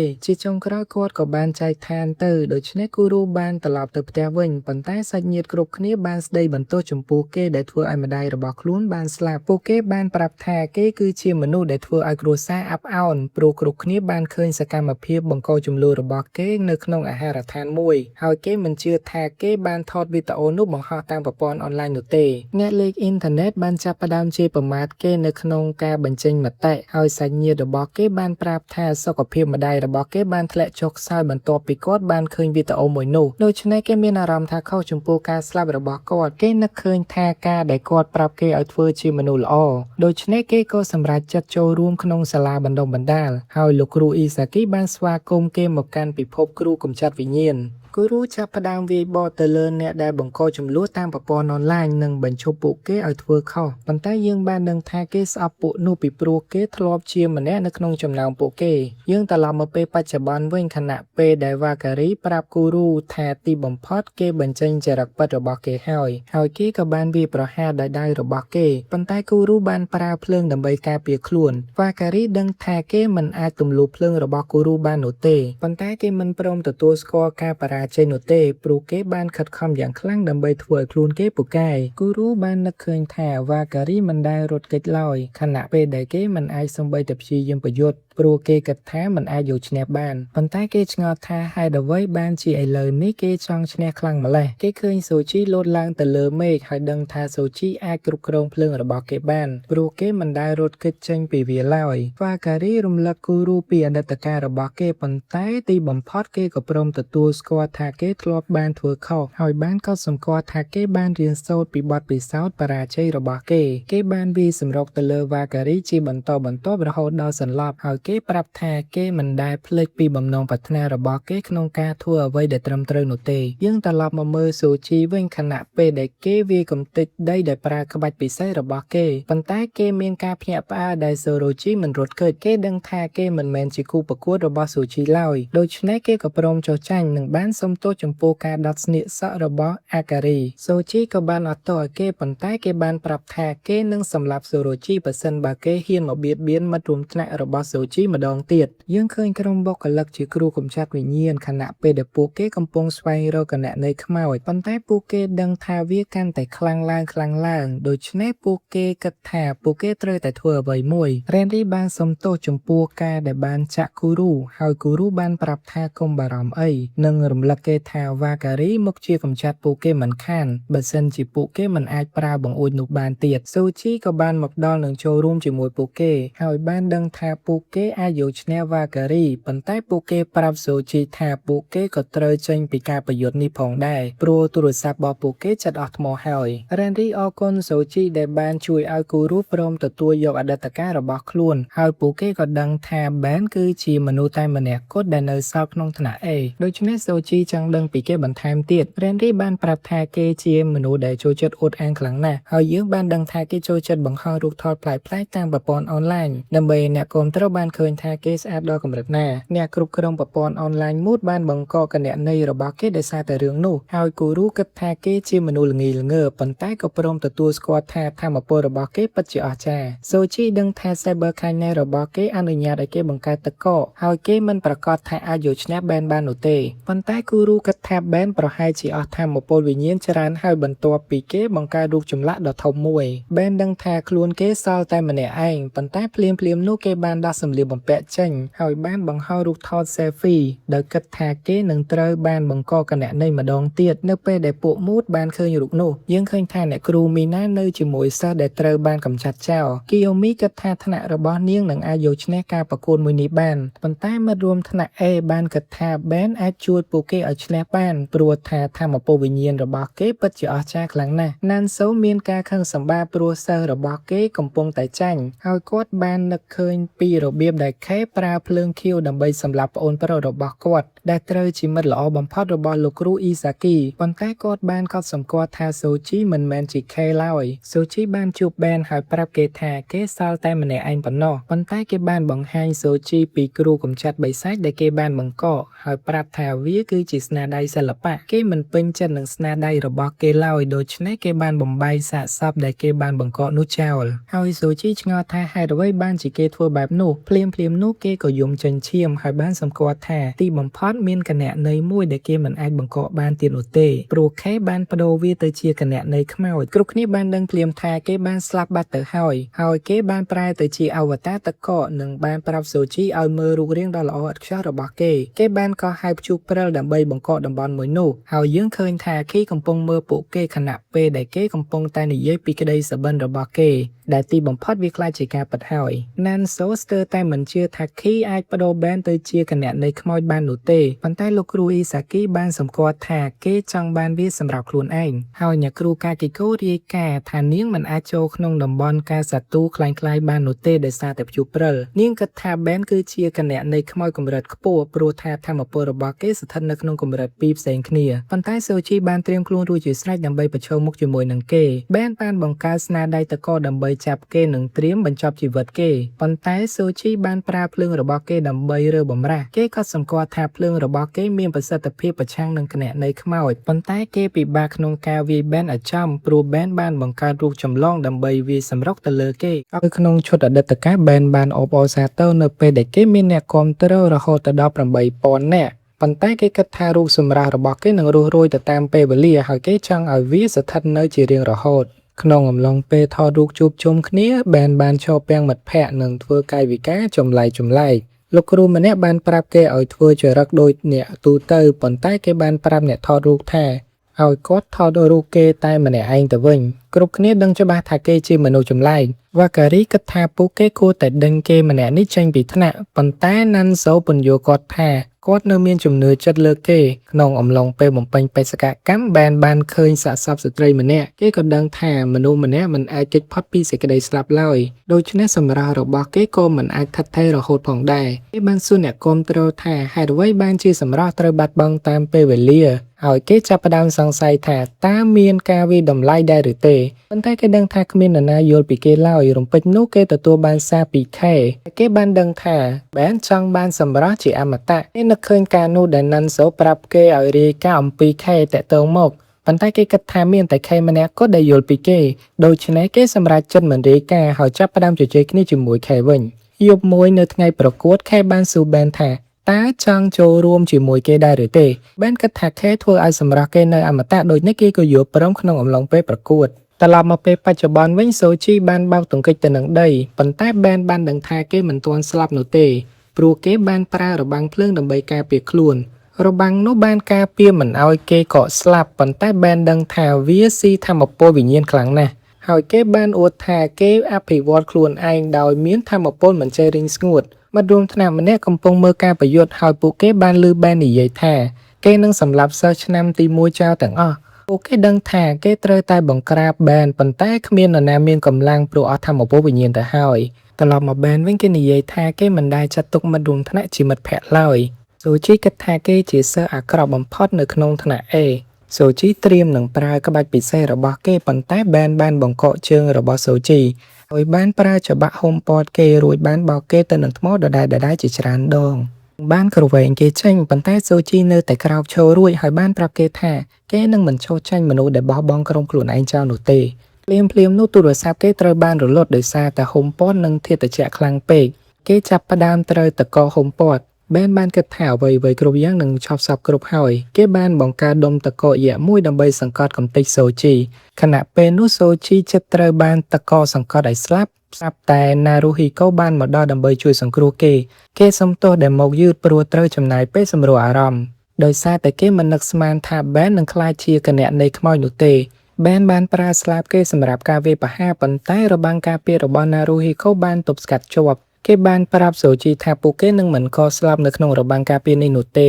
ដូច្នេះសូជីគួរតែប្រើឱកាសនេះដើម្បីកម្ដៅទូរស័ព្ទឡើងវិញសូជីបានអរគុណណារូហ៊ីកូប៉ុន្តែគេបានបារម្ភព្រោះណារូហ៊ីកូត្រូវផ្ដោតអារម្មណ៍ខ្លាំងទៅលើរបាំងការពាររបស់គេណារូហ៊ីកូចាប់ផ្ដើមភ័យខ្លាចថាខ្លួនអាចនឹងបរាជ័យចំពោះរឿងនេះដូច្នេះគេបានបង្កើនកម្រិតសម្លេងតន្ត្រីដើម្បីធ្វើឲ្យអារម្មណ៍របស់គេកាន់តែមូលនៅក្នុងអតីតកាលណារូហ៊ីកូបានខ្ទប់ត្រចៀកមើលឪពុកម្ដាយរបស់ពួកគេឆ្លោះគ្នាហើយគេខ្លាចយ៉ាងខ្លាំងគេបានជួបនឹងតន្ត្រីករម្នាក់ដែលរស់នៅជិតខាងតន្ត្រីករនោះឮឪពុកម្ដាយរបស់គេឆ្លោះគ្នាក៏បានឲ្យ iPod មួយទៅគេដើម្បីជួយសម្រួលអារម្មណ៍ឲ្យបានធូរស្រាលជាងមុនណារូហ៊ីកូបានប្រើវាដើម្បីបិទសំឡេងពីខាងក្រៅ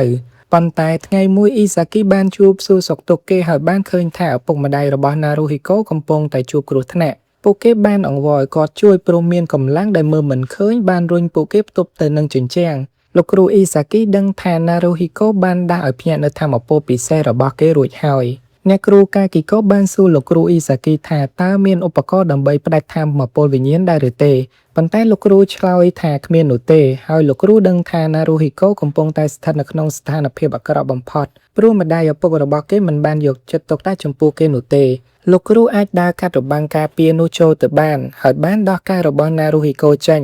រួចបានប្រាប់គេថាឥឡូវនេះគេមានសុវត្ថិភាពហើយឪពុកម្ដាយបែរជាស្ដីបន្ទោសកូនខ្លួនឯងទៅវិញប៉ុន្តែលោកគ្រូអ៊ីសាគីបានសម្លឹងទៅមុខគេដោយកំហឹងហើយគាត់បានសម្រេចយកគេមកចិញ្ចឹមលោកគ្រូបានខ្លាចជាឪពុកធម៌នឹងបានបង្រៀនឲ្យគេបានប្រើធម្មពលពិសេសប៉ុន្តែគេនៅតែខ្លាចសម្លេងខ្លាំងដដែលដូច្នេះលោកគ្រូអ៊ីសាគីបានឲ្យកាសថ្មីមួយទៅដល់គេ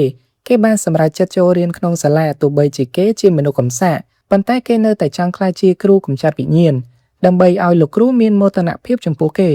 ត្រឡប់មកពេលបច្ចុប្បន្នវិញណារូហ៊ីកូងក់ក្បាលតាមតន្ត្រីហើយរបាំងការពាររបស់គេកាន់តែរឹងមាំទូរស័ព្ទរបស់ស៊ូជីបានដំណើរការឡើងវិញហើយគេក៏បានស្ទុះចេញទៅជាមួយនឹងណារូហ៊ីកូប៉ុន្តែយើងឃើញថាគេចិត្តអស់ថាមពលវិញ្ញាណទៅហើយណារូហ៊ីកូបានរុញគេទៅរកបែនហើយសូជីបានវាសម្រុកអស់ពីសមត្ថភាពបណ្ដាលឲ្យខ្លួនប្រាណរបស់បែនបែកខ្ទេចខ្ទីប៉ុន្តែវាគ្រាន់តែជារូបភាពคล้ายប៉ុណ្ណោះបែនបានវាយបកមកវិញចំពេលដែលសូជីគ្មានការប្រុងប្រយ័ត្នប៉ុន្តែទឹកស្អិតរបស់គីអូមីបានជួយការពារគេហើយសិស្សផ្សេងទៀតក៏បានចូលរួមប្រយុទ្ធផងដែរគូរូបញ្យល់ថាពួកគេទទួលបានធម្មពលវិញ្ញាណមកវិញដោយសារតែការប្រើក្បាច់សណ្ដំរបស់គីរីដើម្បីជួយឲ្យគេបានសម្រាករយៈពេល10នាទីបែនបានប្រើស្លាបរបស់គេដើម្បីបញ្ចេញតកមកម្ដងទៀតប៉ុន្តែណារូហ៊ីកូអាចទប់ជាប់វ៉ាការីបានសារភាពថាថ្នាក់របស់គេចាញ់ហើយនឹងបានស្នើសុំឲ្យថ្នាក់ B ជួយកម្ចាត់បែនដូច្នេះពួកគេទាំងអស់គ្នាត្រៀមវាយលុកអាប់ដាបានកោះហៅសត្វចម្លែករបស់គេហើយអ៊ីរូបានចម្លងក្បាច់តាមខណៈពេលនោះគូរូបានប្រាប់សូជីឲ្យរក្សាធម្មពលដើម្បីដាត់បែននៅពេលដែលពួកគេមានឱកាស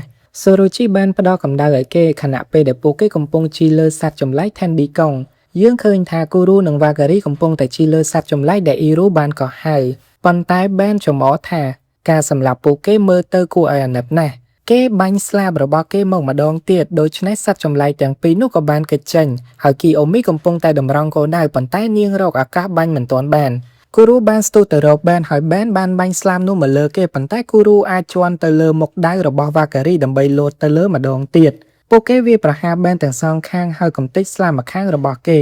ដែលបណ្ដាលឲ្យគេខឹងយ៉ាងខ្លាំងវ៉ាការីនិយាយថាគេតែងតែចូលចិត្តបែនព្រោះមានសមត្ថភាពនិងស្អាតប៉ុន្តែបែនបានវាយគ្រប់គ្នាឲ្យខ្ទាតចេញហើយបានប្រាប់វ៉ាការីថាគេគួរតែយល់ពីសិល្បៈរបស់គេគូរូនិងវ៉ាការីត្រៀមវាបន្តប៉ុន្តែសត្វចម្លែក Cyber របស់គេបានរលត់បាត់ព្រោះអ៊ីរូបានអស់ធម៌ពលវិញ្ញាណហើយពួកគេបានធ្លាក់មកដល់ដីរំពេចនោះសូរ៉ូជីបានលោតទៅរកបែនហើយប្រាប់ថាគេស្អប់ចរិតរបស់បែនណាស់គេចាប់ផ្ដើមដាត់ស្លាបរបស់បែនដូច្នេះបែនបានប្រើវាដើម្បីចាក់លើគេប៉ុន្តែសូរ៉ូជីបែរជាសប្បាយចិត្តនឹងការឈឺចាប់ហើយបានបង្កើនកម្លាំងភ្លើងថែមទៀតស្លាបរបស់បែនបានរលាយអស់ហើយសូរ៉ូជីបានប្រាប់គេឲ្យចុះនរកទៅសូជីបានបញ្ចេញភ្លើងហើយគីអូមីគិតថាវាលឿនពេកព្រោះតែនាងមិនទាន់ចាប់បែនជាប់នៅឡើយប៉ុន្តែគូរូបានប្រាប់គេឲ្យធ្វើចុះគេស្ទុះចូលទៅវាយប្រហារជាមួយនឹងដៃដែលមានភ្លើងឆេះយ៉ាងសន្ធោសន្ធៅប៉ុន្តែបែនបានគេចផុតហើយសូជីបានចាប់ផ្ដើមកកខ្លួនឯងទៅវិញព្រោះគេបានធ្វើឲ្យខុសបច្ចេកទេសរូបសំណាកយក្សមួយស្រាប់តែចាប់ផ្ដើមមានចលនាបែនបានគិតថាវាមានជីវិតប៉ុន្តែគ្រប់គ្នាដឹងថាហ៊ីអូរីកំពុងតែបញ្ជាវាយើងដឹងថានាងអាចបញ្ជាវាបានព្រោះតែវាមានរូបដូចជាមនុស្សនាងបានប្រើធម៌ពលវិញ្ញាណចុងក្រោយដើម្បីធ្វើឲ្យវាវាយប្រហារប៉ុន្តែវាក៏ខ្ទេចទៅវិញពីព្រោះតែទឹកកកមិនអាចធ្វើចលនាតាមអ្វីដែលនាងចង់បានបែនមិនជឿទេថាស្នាដៃឯករបស់គេត្រូវបានបំផ្លាញខណៈពេលដែលគេកំពុងតែភ្លេចខ្លួនគីអូមីក៏បានចាប់គេជាប់ហើយសូជីបានហោះទៅរកគេដែលបានប្រាប់គេថាគេចាញ់ព្រោះតែគេបោះបង់មិត្តភ័ក្តិរបស់ខ្លួនឯងសូជីបានវាយសម្រុកទៅលើបែនជាបន្តបន្ទាប់គេដឹងថាបែនមិនទាន់រលាយបាត់នៅឡើយនោះទេប៉ុន្តែដោយសារតែចិត្តសន្លប់គេក៏បានឈប់បញ្ចេញភ្លើងគេបានចុះចោលទៅលើទឹកស្អិតរបស់គីអូមីហើយគូរូប្រាប់ថាកុំឲ្យគេបារម្ភអំពីបែនអីព្រោះគេចិត្តដល់ទីបញ្ចប់ហើយវ៉ាការីសួរអំពីខេគេក៏បានប្រាប់ថាខេសន្យានឹងផ្ដល់រង្វាន់ឲ្យគេប៉ុន្តែរំពេចនោះគេត្រូវបានហុំព័ទ្ធដោយភ្លើងពណ៌ខៀវគេស្មានតែខេផ្ដល់ធម៌ពលឲ្យគេប៉ុន្តែតាមពិតទីបញ្ចប់របស់គេបានមកដល់ហើយព្រោះខេបានសម្រេចចិត្តកម្ចាត់គេចោល